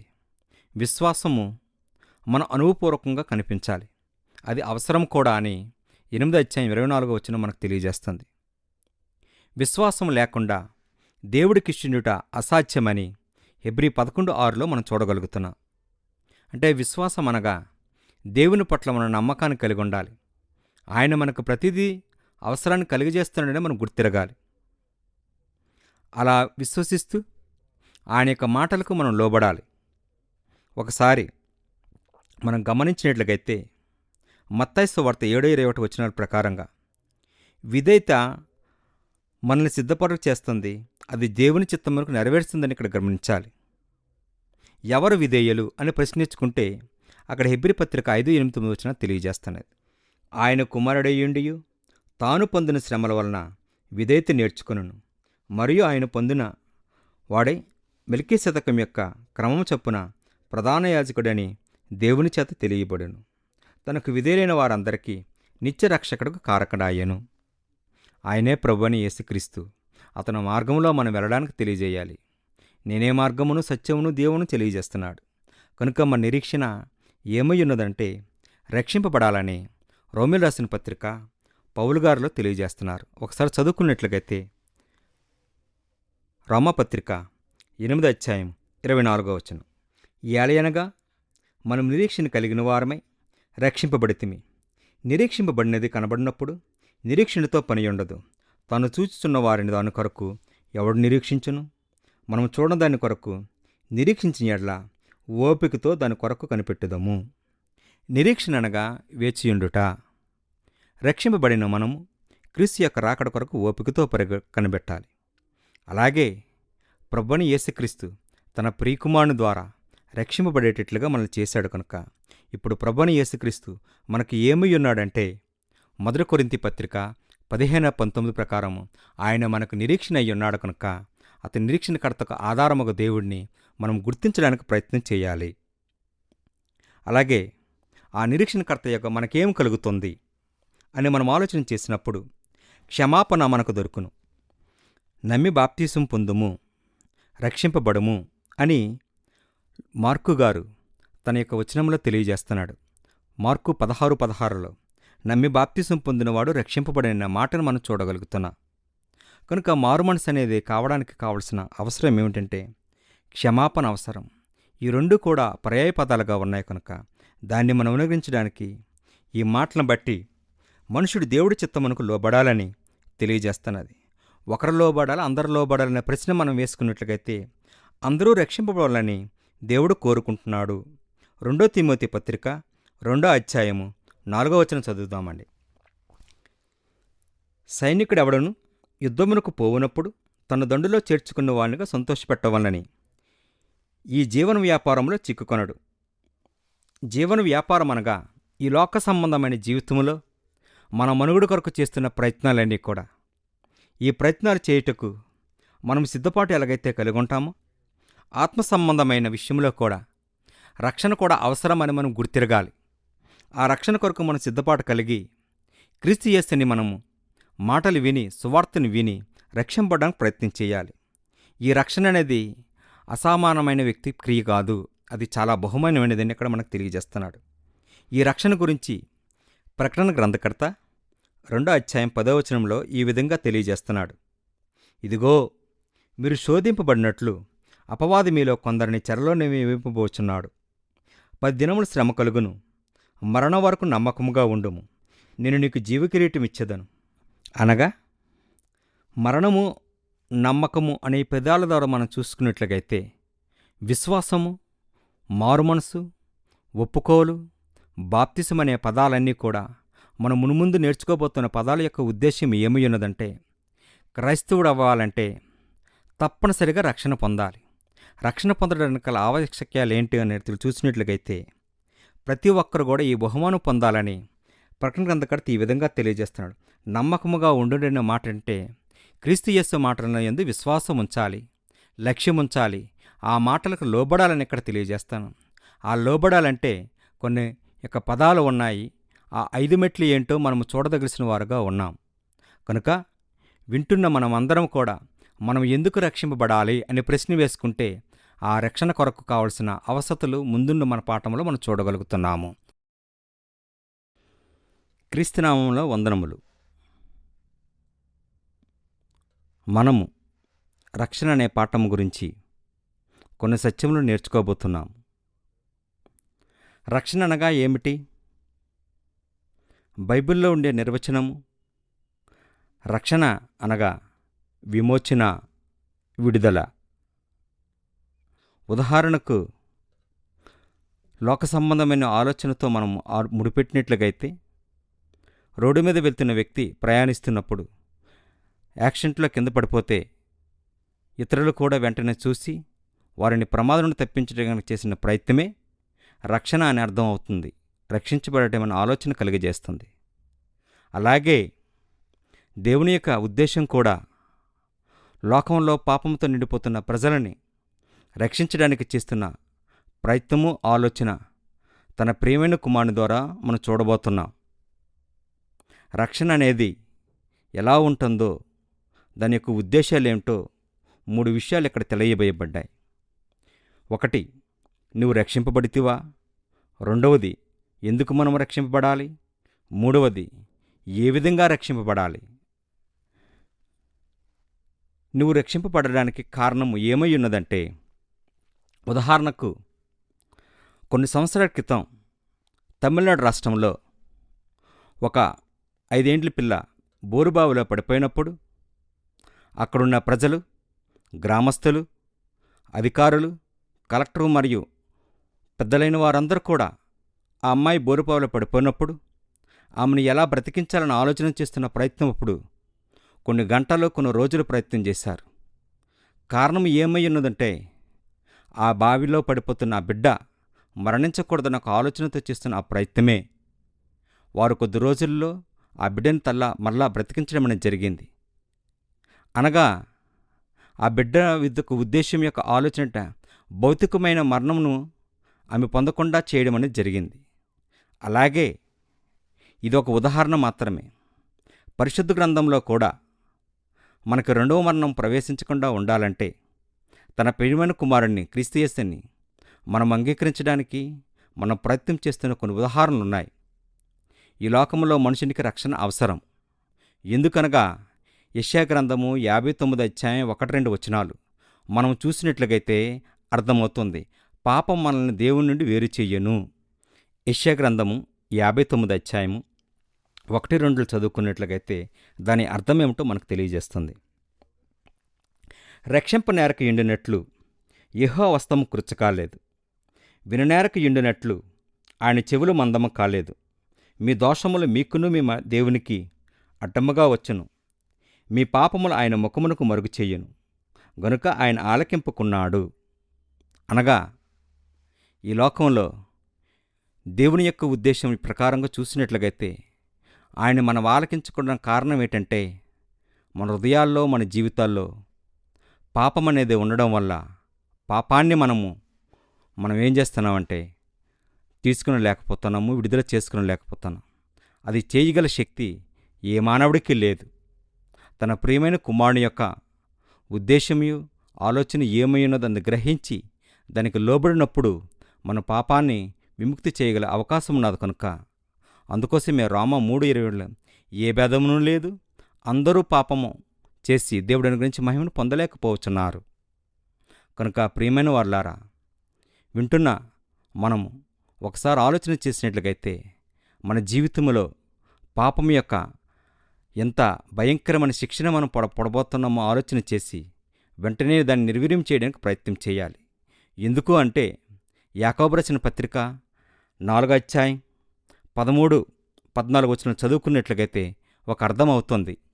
నేడైనను రేపైనను ఒకానొక పట్టణంకు వెళ్ళి అక్కడ 1 సంవత్సరం ఉండి వ్యాపారం చేసి లాభం సంపాదించుకుని వారులారా, రేపేమి సంభవించునో మీకు తెలియదు. మీ జీవమేపాటిది.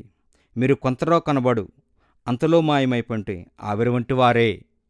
కనుక మన యొక్క మనుగడ యొక్క జీవితంలో చూసుకున్నట్లుగైతే జీవితాన్ని యాకోబు గారు ఆవిరితో పోల్చాడు. మన యొక్క దినములు కొద్దివిగానే ఉన్నాయి. ఈ కొద్ది దినములో మనము సత్యాన్ని ఎదగడానికి, నిజమైనదేటో గ్రహించడానికి మనం ప్రయత్నం చేయాలి. మన దైనందిన జీవితంలో ఈ యొక్క ఉద్దేశాన్ని, రక్షణ గురించి ఆలోచన మనం నిర్లక్ష్యం చేస్తాం. నిర్లక్ష్యం చేయడం వల్ల వచ్చే నష్టము చాలా భయంకరంగా ఉంటుందని మనం గ్రహించలేకపోతున్నాం. వింటున్న మనము శ్రద్ధగా మాటలు విని, అయ్యో దేవుడు నాకు ఆయుష్నిచ్చాడు, ఆరోగ్యాన్నిచ్చాడు, ఊపిరినిచ్చాడు, ప్రతీది నాకు ఇచ్చాడు. దీన్ని అనుభవిస్తున్న నేను చివరికి ఒక దినముల తర్వాత లేదా కొన్ని సంవత్సరాల తర్వాత నేను భూమి మీద విడిచిపెడతాను. ఆ భూమిని విడిచిపెట్టిన తర్వాత నా పరిస్థితి ఏమిటని గ్రహింపునకు, ఆలోచనకు మనం రాలేకపోవడం అనేది చాలా విచారకరమైన సంగతి. కనుక వింటున్న మనము ఒకసారి మనం ఆలోచన చేసి, నేను చనిపోయిన తర్వాత నేను ఎక్కడికి వెళ్తాను, ఏమై ఉంటాననే మాటలు మనం గ్రహించినట్లుగైతే యోబు గ్రంథకర్త ఇచ్చిన సమాధానం ఏంటంటే 14:14లో మరణించిన వారు మరలా బ్రతుకుదురా అని ప్రశ్నిస్తున్నారు. అంటే క్రీస్తునందు నిద్రించిన వారు మరలా బ్రతుకుతారని అక్కడ అర్థమవుతుంది. సో వింటున్న మనము జాగ్రత్తగా పరిశీలన చేసి రక్షణ గురించి కొన్ని విషయాలు మనం వేరు చేయడానికి ప్రయత్నం చేద్దామండి. మనుషునికి రక్షణ ఎంత అవసరం అనేది దేవుడు మనల్ని చెప్తున్నాడండి. అందుకు ఉదాహరణ మనం చూసినట్లుగైతే యోహాను 3:16లో దేవుడు లోకమును ఎంతో ప్రేమించును, కాగా ఆయన తన అద్వితీయ కుమారునిగా పుట్నువాని యందు విశ్వాసముంచు ప్రతివాడు నశింపక నిత్యజీవం పొందినట్లు ఆయన అనుగ్రహించును. రక్షింపబడుటకు నేనేమి చేయవలను? లోకమంతటిలో దీనికంటే ముఖ్యమైన ప్రశ్న ఇంకేదీ కూడా లేదని మనం గ్రహించాలి.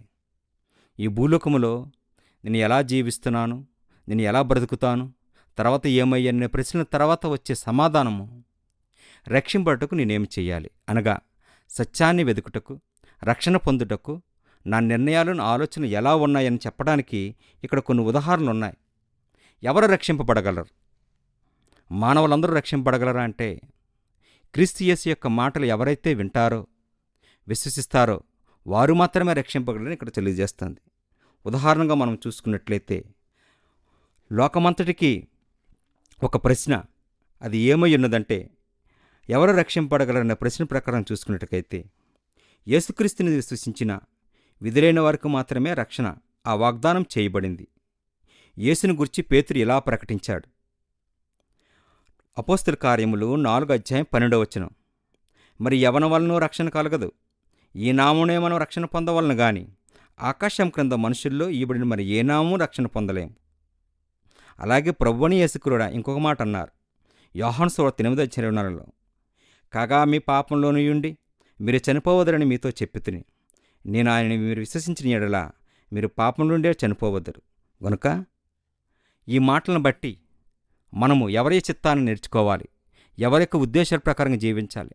నా ఆలోచన లేకపోతే దేవుని యొక్క ఆలోచన, నా తలంపుల దేవుని యొక్క తలంపుల, నా మార్గమా దేవుని యొక్క మార్గమా అని గ్రహించుకుంటూ మనము దేవుని చిత్తానికి లోబడాలనే ఆలోచన కలిగి ఉండాలి. ఎందుకంటే ఆయనను మనం సృజించాడు కనుక, మనం ఉనికి కలిగి ఉన్నాం కనుక అంటూ అక్కడ మనం కొన్ని విషయాలు ఒక చూసినట్లుగైతే మత్తయి సువార్త 7:21లో ఒక చక్కని మాట ఉందండి. ప్రభువా ప్రభువా అన్నను పిలిచి ప్రతివాడును పరలోక రాజ్యంలో ప్రవేశింపడగాని పరలోకమందు నా తండ్రి చిత్త ప్రకారం చేయువాడే ప్రవేశించును. అనగా మన చిత్తాల కంటే, మన ఉద్దేశాల కంటే తండ్రి యొక్క చిత్తాన్ని, క్రీస్తు యొక్క ఉద్దేశాన్ని నెరవేర్చడం మనకు చాలా ముఖ్యం. ఎందుకనగా ఆ ఉద్దేశాన్ని లేదా ఆ సంకల్పాన్ని గురించి ఇక్కడ మనం ఆలోచన చేయాలి. మనుషుడు నిష్కపటమైన వాడు అవ్వచ్చు, తెలివైనవాడు అవ్వచ్చు, జ్ఞానవంతుడమైన అవ్వచ్చు. కానీ అపరాధం అనేది తన గురించి ఆలోచన చేస్తున్నప్పుడు అక్కడ శిక్షార్హుడిగా ఉంటాడు కనుక పాపమాన వారందరికీ రక్షించడానికి చేసే సంకల్పమే దేవుడు మనకు అనుగ్రహించాడు. రక్షింపడానికి నేనేమి చేయాలి అని తెలుసుకోగొరితే క్రొత్త నిబంధనలో దేవుని సంకల్పానికి తెలియజేసిన ప్రభువైన క్రీస్తు సందేశాన్ని అంగీకరించాలి. ఎవరు రక్షింపబడాలి అనగా ఒక్కరా, ఇద్దరా, ముగ్గురా, అందరా? అందరూ రక్షింపబడాలని ప్రభు కోరుకుంటున్నాడు. యోహాను 3:16 ప్రకారంగా దేవుడు నరుని ప్రేమించి వాని రక్షణ ఆయన ఎంత కోరుకున్నాడంటే మానవాళి పక్షముగా తన సొంత కుమారుని మరణానికి సైతం సమ్మతించాడు. విధేయుడైన ఏ వ్యక్తి అయినా రక్షింపబడడానికి వీలు కలుగునట్లుగా దేవుని కుమారుని యేసు శిలువ వేదను సహించినంతగా మానవ రక్షణ కోరుకున్నాడు. హెబ్రీ 12:2 ప్రకారం తెలియజేస్తుంది. యేసు మృతి పొంది సమాధి చేయబడి అటు తర్వాత మృతుల్లో లేపబడ్డాడని కొరింథీ 15 మనం చూడగలుగుతున్నాం. పరలోకానికి తిరిగి వెళ్ళకముందే ప్రభువుని యేసుక్రీస్తు తన సందేశాన్ని అపోస్తలులకు తెలియజేశాడు. ఆ సందేశాన్నే మనము గొప్ప ఆజ్ఞ లేదా గ్రేట్ కమిషన్ కూడా అంటాం. ఆ పరలోకానికి వెళ్ళకముందు కొన్ని బోధనలు చేశాడు. అవి ఏంటో లేఖనాలను పరిశీలిద్దాం. మొదటిగా మత్తయి సువార్త 28, 19, 20 చదువుకుందామండి. కాబట్టి మీరు వెళ్ళి సమస్త జనులను శిష్యులుగా చేయుడి, తండ్రి యొక్కయు కుమారుని యొక్కయు పరిశుద్ధాత్మ నామములో వారికి బాప్తిసమిచ్చు నేను మీకు ఏ ఏ సంగతులు ఆజ్ఞాపించుతునో వాటిని గైకొనవలనని వారికి బోధించుడి. ఇదిగో నేను యుగ సమాప్తి వరకు సదాకాలం మీతో ఉన్నానని కూడా చెప్పును. అలాగే ఇంకొక మాట మార్కు సువార్త 16:15 మరియు మీరు సర్వలోకముకు వెళ్ళి సర్వసృష్టికి సువార్తను ప్రకటించడి. నమ్మి బాప్తిసం పొందినవాడు రక్షింపబడును, నమ్మని వానికి శిక్ష విధింపబడును. ఆ విధంగానే లూకా గారు కూడా సాక్ష్యమిచ్చారు. లూకా సువార్త 24:46-47 క్రీస్తు శ్రమపడి 3వ దినమున్న మృతుల నుండి లేచుని యెరూషలేము మొదలుకొని సమస్త జనముల్లో ఆయన పేరట మారు మనసు పొందవలనని పాపక్షమాపణని రాయబడి ఉన్నది. ఈ మాటల యొక్క ఆలోచన ప్రకారంగా కొన్ని విషయాలు, కొన్ని ఉదాహరణలు అపోస్తల కార్యములో మనం చూడగలుగుతున్నాం. అవేవనగా అపోస్తల కార్యములు 2వ అధ్యాయము 37 నుండి 41 వరకు, 41 నుండి 7 వరకు చూద్దామండి. అపోస్తలుడు పేతురైన అపోస్తలుడు తన యొక్క మొట్టమొదటి ప్రసంగం యెరూషలేములో ప్రారంభిస్తున్నప్పుడు చాలా బిగ్గరగా క్రీస్తు యొక్క ఉద్దేశాన్ని, సత్యాన్ని ప్రకటిస్తున్నప్పుడు వారు చాలా అక్కడ ఉన్న సుమారుగా 16 దేశస్థులు గల ప్రజలు, యూదులైన వారు శ్రద్ధగా విన్నారు. వినడమే కాకుండా వారు ఆలోచింపజేసి అక్కడ ఒక చక్కన మాట మనం చదువుకోవచ్చు. ఏమిటి అనంటే పేతురు 2వ అధ్యాయం 36 తను ఏమంటున్నాడంటే, ఈ యేసునే దేవుడు ప్రభువుగాను క్రీస్తుగాను నియమించెను, ఇశ్రాయేలు వంశమంతయు ఇది రుడిగా తెలుసుకోవాలని పేతురు మాటలతో తన యొక్క ఉద్దేశాన్ని, తన ప్రసంగాన్ని ముగించున్నాడు. అప్పుడు ఆ ప్రజలు అనగా అక్కడున్న వింటున్న శ్రోతలందరూ కూడా వినుట వలన విశ్వాసము కలుగును అనే మాటను గురించి ఆలోచింపజేసి ఆ విశ్వాసమును గురించి వాళ్ళు పరిశీలన చేస్తున్నప్పుడు, అయ్యో ఇంతవరకు మేము ఉంటున్న మార్గము సరైనదే అనుకున్న ఆలోచన కలిగజేసి ఇది క్రొత్త నియమము కనుక, క్రొత్త ఆలోచన కనుక ఈ క్రొత్త నియమంలో వెళ్ళాలని ఆలోచింపజేస్తూ వారు అక్కడ వారి యొక్క పశ్చాత్తాపాన్ని వ్యక్తం చేశారు. 2వ అధ్యాయము 37 అంటున్నాడు, సహోదరులారా వారు ఈ మాట విని హృదయములో నొచ్చుకొని, సహోదరులారా మేమేమి చేతమని పేతురుని కడమ అపోస్తలుని అడగా, వారు పేతురుగారిని అడుగుతున్నప్పుడు ఇప్పుడు మా యొక్క ఉద్దేశము, మా ఆలోచనకి ముగింపు ఏమి కావాలని అడిగితే అక్కడ వారితో యేసుప్రభు గారు యొక్క ఉద్దేశాన్ని అక్కడ తెలియజేయడం జరిగింది. వెంటనే మీరు విశ్వసించాలి, వినాలి అన్న మాట అక్కడ అర్థమవుతుందండి. మేమేమి చేద్దామని వారు బిగ్గరగా ఉన్నందున వారు రానున్న మెస్సియా కొరకు ఆలోచన చేశారు. అది సరైనది కాదని గ్రహించి వారు వెంటనే మారు మనసు పొందడానికి ప్రయత్నం చేశారు. అనగా దాని అర్థం ఏంటంటే క్రీస్తుకు విధేయులగుట ద్వారా. 2వ అధ్యాయం 38-48 యూదుల యొక్క దోషారోపణతో కూడిన అనుభూతిని మనం ఎలా సందేశించలేమో అలాగే వారి ప్రశ్నలు, మీరు మారు మనసు పొంది పాపక్షమాపణ నిమిత్తము ప్రతివాడు యేసుక్రీస్తు నామమున బాప్తిసం పొందుడి, అప్పుడు మా పరిశుద్ధాత్మన వరం పొందుదురు అని పేతురు బదులిచ్చినప్పుడు వారు ఆ బాధ నుండి విముక్తి ప్రసాదించే అనుభవము వారి ఆత్మను ఎలా ముంచివేసిందో మనం అభినందించగలము. నిరీక్షణ నిలిచియుండే మెస్సియాను గురించి, సిలువ వేసిన పాపక్షమాపణ గురించి ఉంది. ప్రతివాడు మారుమనసు పొంది పాపక్షమాపణ నిమిత్తం బాప్తిసం పొందాలని ఆ షరతులు అందుకోనేంతగా దూరంగా ఎవరికీ లేవు. పైగా క్రీస్తు యేసు సిలువ వేసిన పాపక్షమాపణకు మారుమనసు పొంది బాప్తిసం పొందడం లేదు. మీ పాపక్షమాపణ అను బహువచనం కూడా అతడు ఉపయోగించాడు. పేతురు యొక్క ఉపదేశాన్ని వారిని అనుసరించినట్లయితే తమ జీవితాల్లో జరిగించిన వేదన లేని రాత్రులు వాళ్ళు గడపడం సహితం మనం చూస్తున్నాం. పేతురు సందేశం అనుసరించడానికి అసాధ్యమయ్యింది. కానప్పటికీ అది సులభమైనది కాదని నొక్కి చెప్పవలసి ఉంది. వారి జీవితాల్లో ఎంతగా కాదనుకున్నా నేటి నూతన జీవితం పొంది నడుచుకోవాలని వారు మోషే అనుసరించడం మాని క్రీస్తుని వెంబడించాలని, రానున్న జీవిత దినాల్లో కనపరిచేలా క్రీస్తుకు తమను తాము అప్పగించుకోవాలని పేతురు వారికి ప్రసంగిస్తూ మాట్లాడుతున్నాడు. మొదటిగా వారు మారుమనసు పొందాలని పేతురు తెలియజేశాడు. మారుమనసు లేక లేదా స్వభావము అర్థాన్నిచ్చే తర్జుమా చేయబడింది. అది మనుషులకు వర్తింపజేసే మారుమనసు విషయంలో పాపము జరిగించడానికి తీర్మానం లేదు. రక్షణ జీవితాన్ని సేవించడం సహజమైంది. దేవుడు చూచినట్టు పాపాన్ని చూచి అది ఎంత భయంకరమందో గ్రహించినప్పుడు దైవచిత్తానుసారమైన దుఃఖం వలన ఈ మారుమనసు కలుగుతుంది. 2 కొరింథీ 7:10. పాప విషయంలో పశ్చాత్తాపడడం అంటే మారుమనసు కాదు. పేతురు అక్కడున్న శ్రోతలకు హృదయంలో పొడవబడ్డాడు. తాము చేసిన దానికి నిజంగా చింతిస్తున్నారు. అయినా మారుమనసు పొందుమని పేతురు వారికి చెప్పాడు. నిజమైన మారుమనసు జీవితాన్ని మార్చుతుంది. వారు మారుమనసు పొంది దేవుని తట్టి తిరిగి మారుమనసుకు తగిన క్రియలు చేయవలను. పౌలు కూడా అన్యజనులకు ప్రకటించాడు. 26:20. మారుమనసు అనేది కష్టమే, ఎందుకంటే అది నూతన జీవితాన్ని విధానాన్ని పొందుతుంది. బాప్తిసం పొందడం అనేది అక్షరార్థంగా ముంచడం అనేది భావం.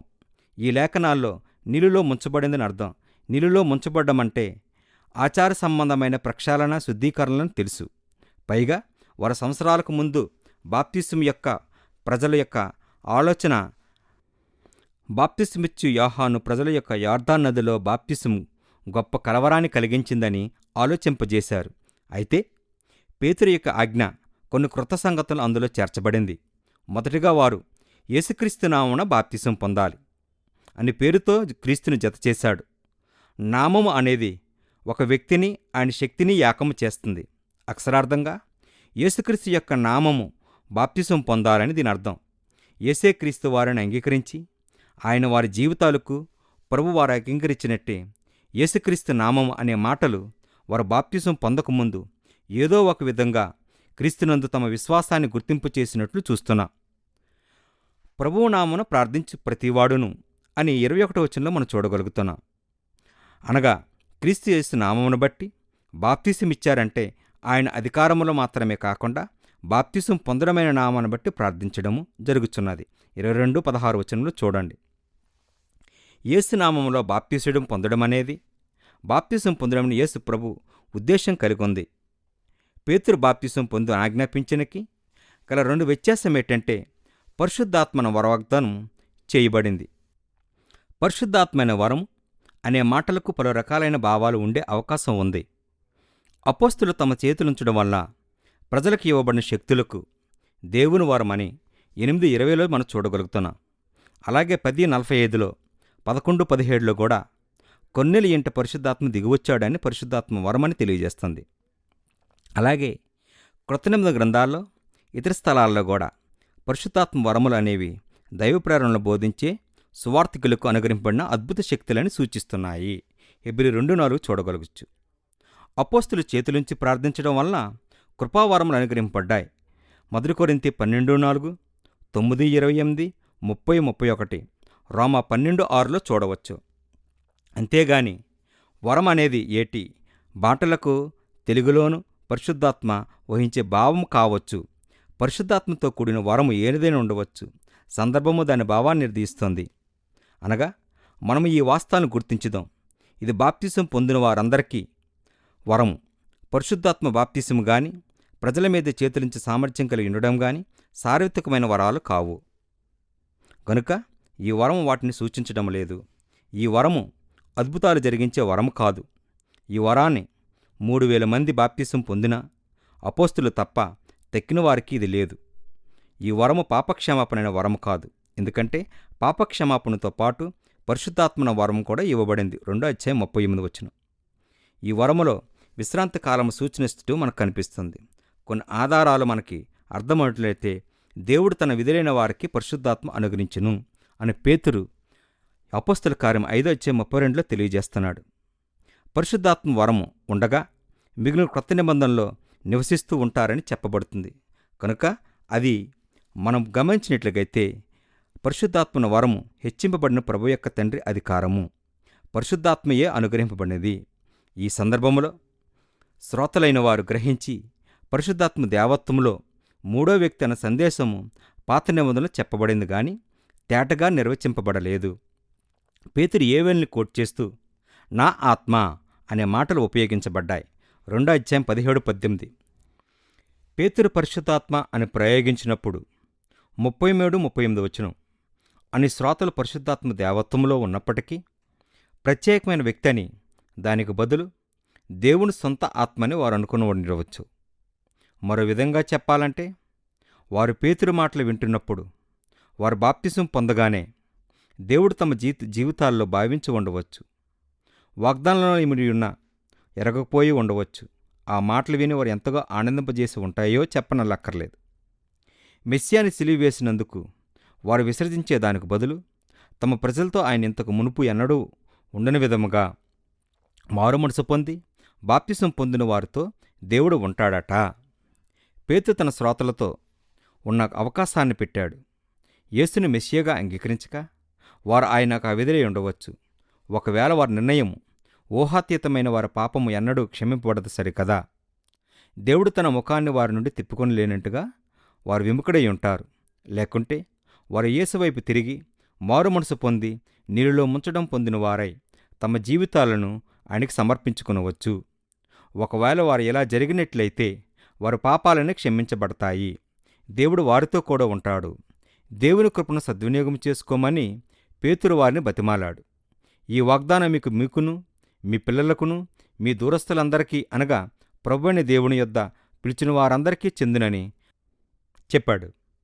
హృదయము 2:39 ఈ వాగ్దానము దేవుని కృపకును దానికి సంబంధించిన దీవులన్నింటికి సూచింపబడుతుంది.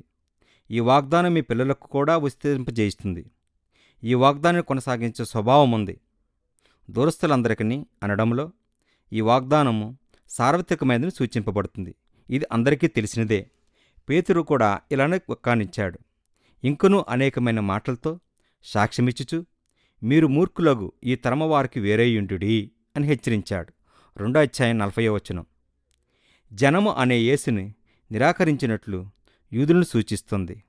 వారు వక్రజనములో నుండి వేరై దేవుని అంగీకరింపబడవచ్చు, లేదా ఆ వక్రజనముల మధ్యనే నిలిచి దేవునిచే నిరాకరింపబడవచ్చు. అది వారికి వదిలివేయబడింది. రక్షణ పొందుడే అనే మాటలో ఆజ్ఞ రూపంలో ఉంది.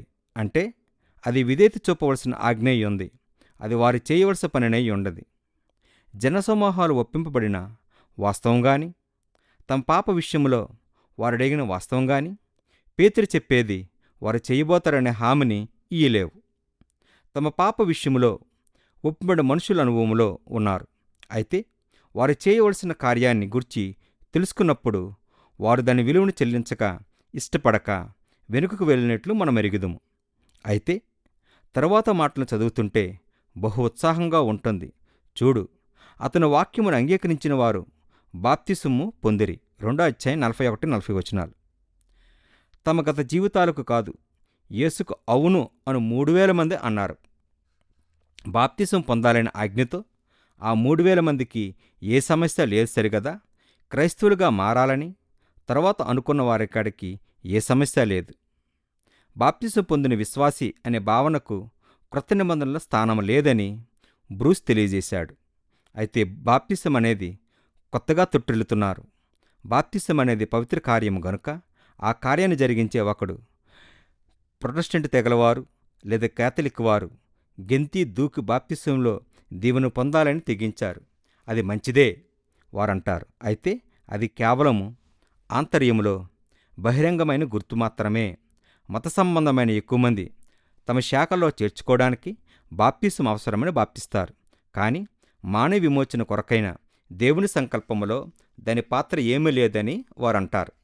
దానికి వ్యతిరేకంగా ప్రభువైన యేసు సమస్త జనుల శిష్యులకు చేయడని అపోస్తలులకు ఆజ్ఞాపించినప్పుడు ఒకడు రక్షణ పొందగోరిగితే అతడు నమ్మి బాప్తిసం పొందాలని యేసు చెప్పాడు. మార్కు 16:16.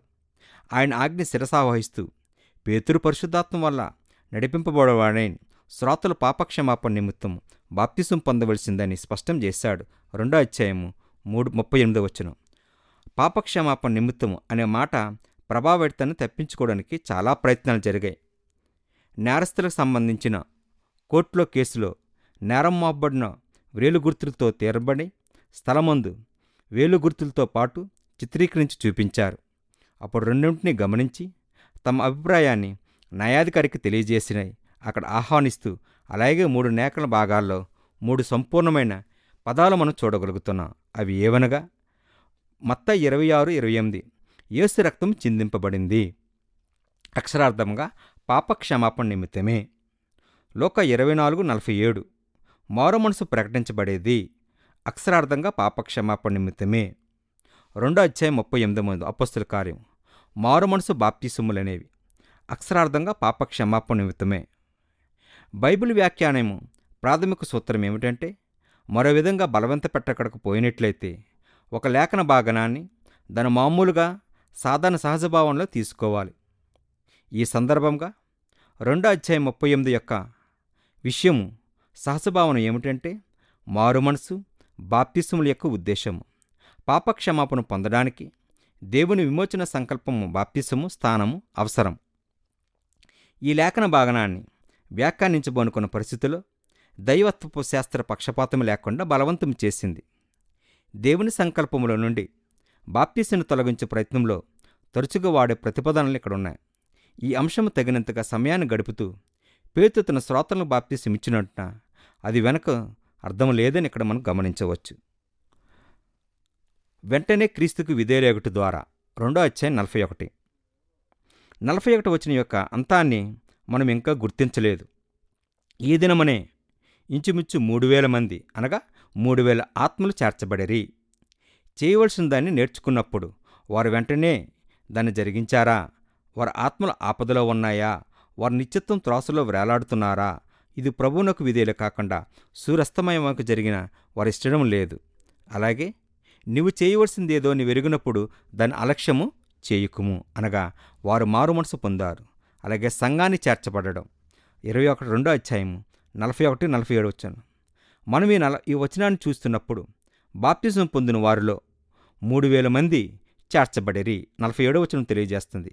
మరియు ప్రభు రక్షణ పొందుచున్న వారిని అనుదినము చేర్చుచుండెను అనగా రక్షణ పొందుచున్న వారి ప్రభు సంఘముతో చేర్చుచుండెను అని అంటుంది. తర్జుమాదారులు ఉపయోగించిన పదం ఏంటంటే సంఘం అనే పదము లేదు, అయితే రక్షింపబడిన వారిలో ఎవరు చేర్చబడ్డారని సూచిస్తుంది. వ్యాఖ్యానకర్త ఈ విధంగా లూకా గారు మాట్లాడుతున్నారు. క్రొత్త నిబంధనకు మారుతున్న ప్రభు సంఘముతో చేర్చుతున్నారు. యేసుప్రభును గూర్చి పేతురు తన ఒప్పుకోల్లో జరిగించిన తర్వాత మత్తయి 16:16లో ప్రభు అతనికి రాజ్యం యొక్క తాళపు చెవులు ఇస్తానని వాగ్దానం చేశాడు. అంటే సంఘపు రాజ్యపు ద్వారాలను పేతురు తెలుగా తెరిచి దాన్ని అందులో ప్రవేశించేలా ఉంచుతాడని ప్రభు వాగ్దానం చేశాడు. పెంతెకొస్తు రోజున జరిగిన కార్యం అదే. సంఘములో ప్రవేశించిన షరతులు పేతురు తెలియజేశాడు. కృపామయుడగు దేవుడు అనుగ్రహించిన ఈ సదావకాశాన్ని 3,000 మంది సద్వినియోగం చేసుకున్నారు. వారు వెంటనే బాప్తిసం పొందినప్పుడు వారు రక్షింపబడ్డారని దేవుని యొక్క సంఘానికి చేర్చారు. 47-41 వచనాల యొక్క ఆలోచన కూడా అలానే ఉంది. మొదటిగా సంఘం యొక్క సాధారణమైన లోతైన నిర్వచనం ఇవ్వబడింది. సంఘం అనేది రక్షింపబడిన ఒక జనకము, ఒక కుటుంబముగా కనిపిస్తుంది. క్రీస్తు రక్తము చేత రక్షింపబడిన జనం, రక్షణ, సంఘ సహవాసం అనేవి 2 వేర్వేరు విషయాలు అయినప్పటికీ తరచుగా మాట్లాడతారు. ఈ వచనాలు సంఘములో మనం ప్రవేశించలేము, ప్రభువే మనల్ని సంఘాల్లో చేర్చాలని బోధిస్తున్నాయి.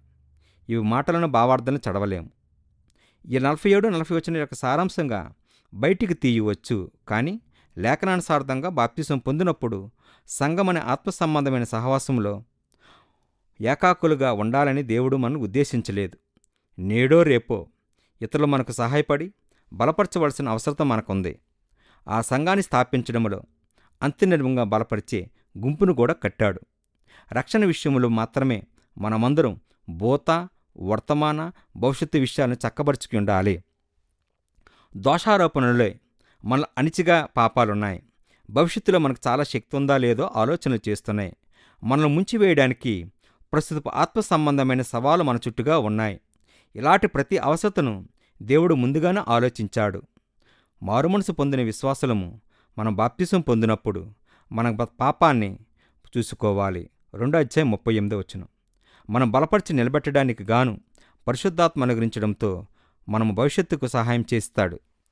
మనల్ని తన ప్రియమైన కుటుంబానికి సంఘముతో నిలిపి వర్తమాన కాలంలో విషయాన్ని జాగ్రత్తగా చూసుకుంటాడు. 2:41-47 ముగింపు. పెంతెకొస్తు దినాన జరిగిన సమూహాల్లో యేసుక్రీస్తుని స్వీకరించిన వారు యేసు తమ జీవితాలను సమర్పణ చేసినవారు.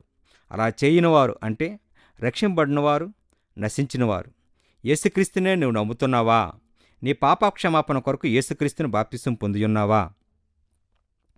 క్రీస్తు యొక్క సంఘాన్ని దేవుడికి నిన్ను చేర్చున్నాడా? లేనట్టయితే నేడే నీవు ఆయన్ని స్వీకరింపమని సమర్పించుకో. జనసమూహంలో చేరినవాడే నశించుచున్న ప్రభువుని స్వీకరించవలసిందిగా కోరుచున్నాను. జీవిత సమర్పణ చేస్తున్న రక్షింపబడిన వారితో చేర్చడానికి ఆలస్యం చేయుకు సుమీ. అపోస్తల కార్యములో 8వ అధ్యాయంలో మార్పుల యొక్క వర్ణన గురించి 2వ ఉదాహరణ చూసుకుంటున్నాం. అపోస్తల కార్యములు 8వ అధ్యాయం 1-4 యెరూషలేములోని సంగమునకు గొప్ప హింస కలిగినందున అపోస్తలు తప్ప అందరూ యూదయ, సమరయ దేశములందు చెదిరిపోయారు. కాబట్టి చెదిరిపోయిన వారు సువార్త వాక్యం ప్రకటించుచు సంచారం చేసిచుండిరి. సంఘ ఆరంభము తర్వాత త్వరలో క్రైస్తవులపై గొప్ప హింసాకాండ మొదలయ్యింది. యెరూషలేము నుండి చెదిరిపోయిన వారు వాక్యాన్ని ప్రకటించుతూ సంచారం చేశారు. సువార్తికుడైన పిలుపు పనిలో మార్పుకు సంబంధించిన 2 సంగతులను అపోస్తల కార్య 8లో చెప్పబడుతుంది. దేవుడు తన కుమారుని ద్వారా రక్షణ పొందాలని ఏమి చేయాలో ఈ వర్ణనలు ఉపదేశిస్తాయి. మొదటిగా సమరయల మార్పు 8వ అధ్యాయం 5-13 వరకు. 12 పిలుపు సమరయ పట్టణంకు వెళ్ళి క్రీస్తుని ప్రజలకు ప్రకటించాడు. 5వ ప్రకారంగా. అయితే పిలుపు దేవుని రాజ్యమును గూర్చియు క్రీస్తునామమును గూర్చియు సువార్త ప్రకటించుతుండగా వారతను నమ్మి పురుషులను స్త్రీలను బాప్తిసం పొందిరి. 12 పిలుపు ప్రకటిస్తుండగా సమరయులు సువార్త అన్నారు. వారు యేసునందు విశ్వాసముంచి బాప్తిసం పొందారు. పెంతెకొస్తు దినాన 3,000 మంది పొందిన రక్షణ సంకల్పాన్నే సమరయులు కూడా పొందారు. ఫలితం ఒక్కటే.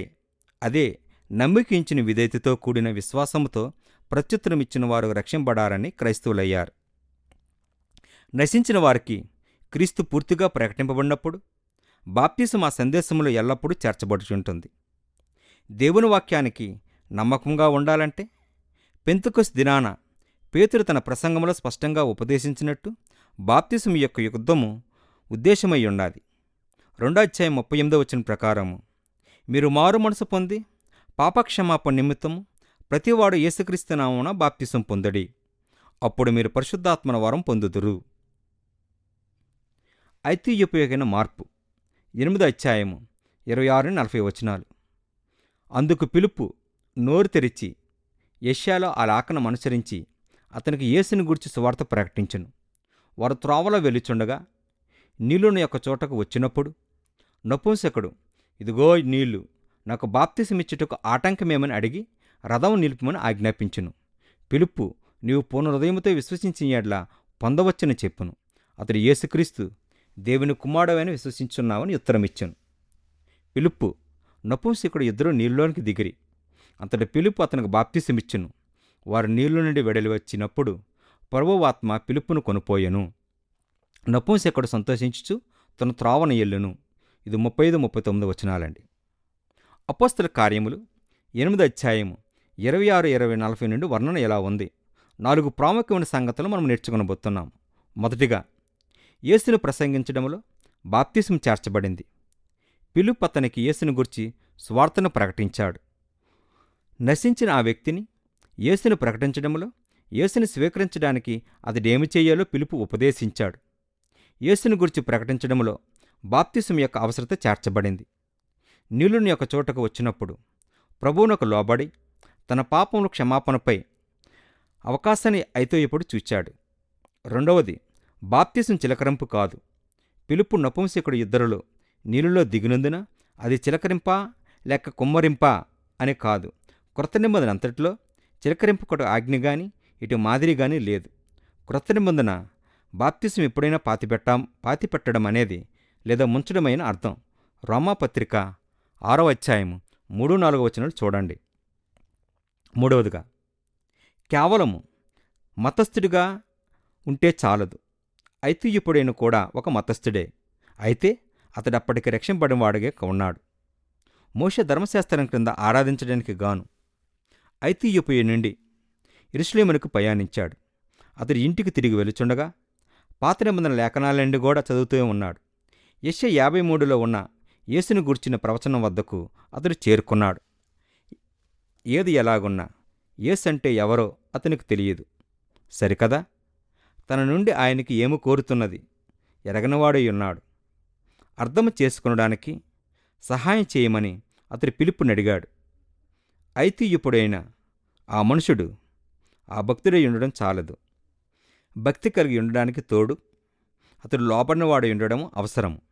మత్తయి సువార్త 7వ అధ్యాయం 21వ వచనం.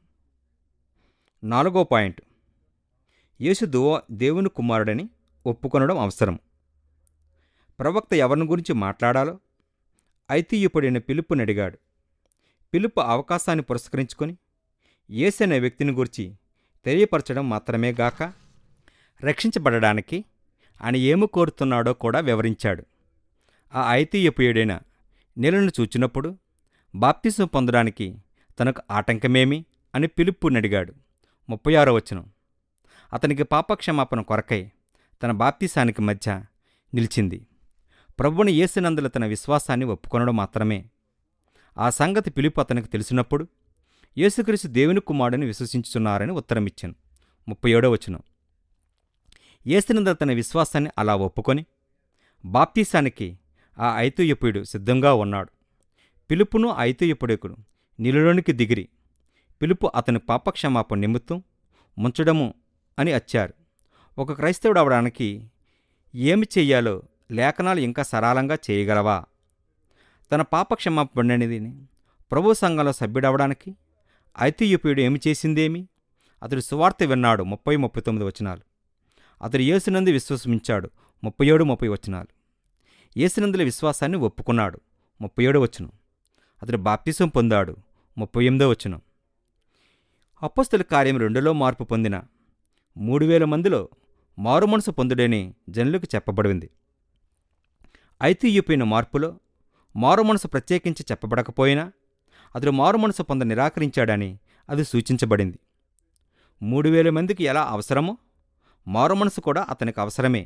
అవి తేటగా గుప్తమయ్యున్న అపొస్తలుల కార్యాలు మనకు చదువుతుండగా ప్రతి మార్పులోనూ రక్షణ ఆవశ్యమని కొరవడుచున్నది లోక ఎల్లవేళలా దాఖలా చేయుటను గమనిస్తున్నాము. మార్పు జరిగిన ప్రతి సందర్భంలోనూ రక్షింపబడు వారికి బాప్తిసం అవసరమయ్యున్నట్టు ప్రత్యేకంగా ప్రస్తావించబడింది.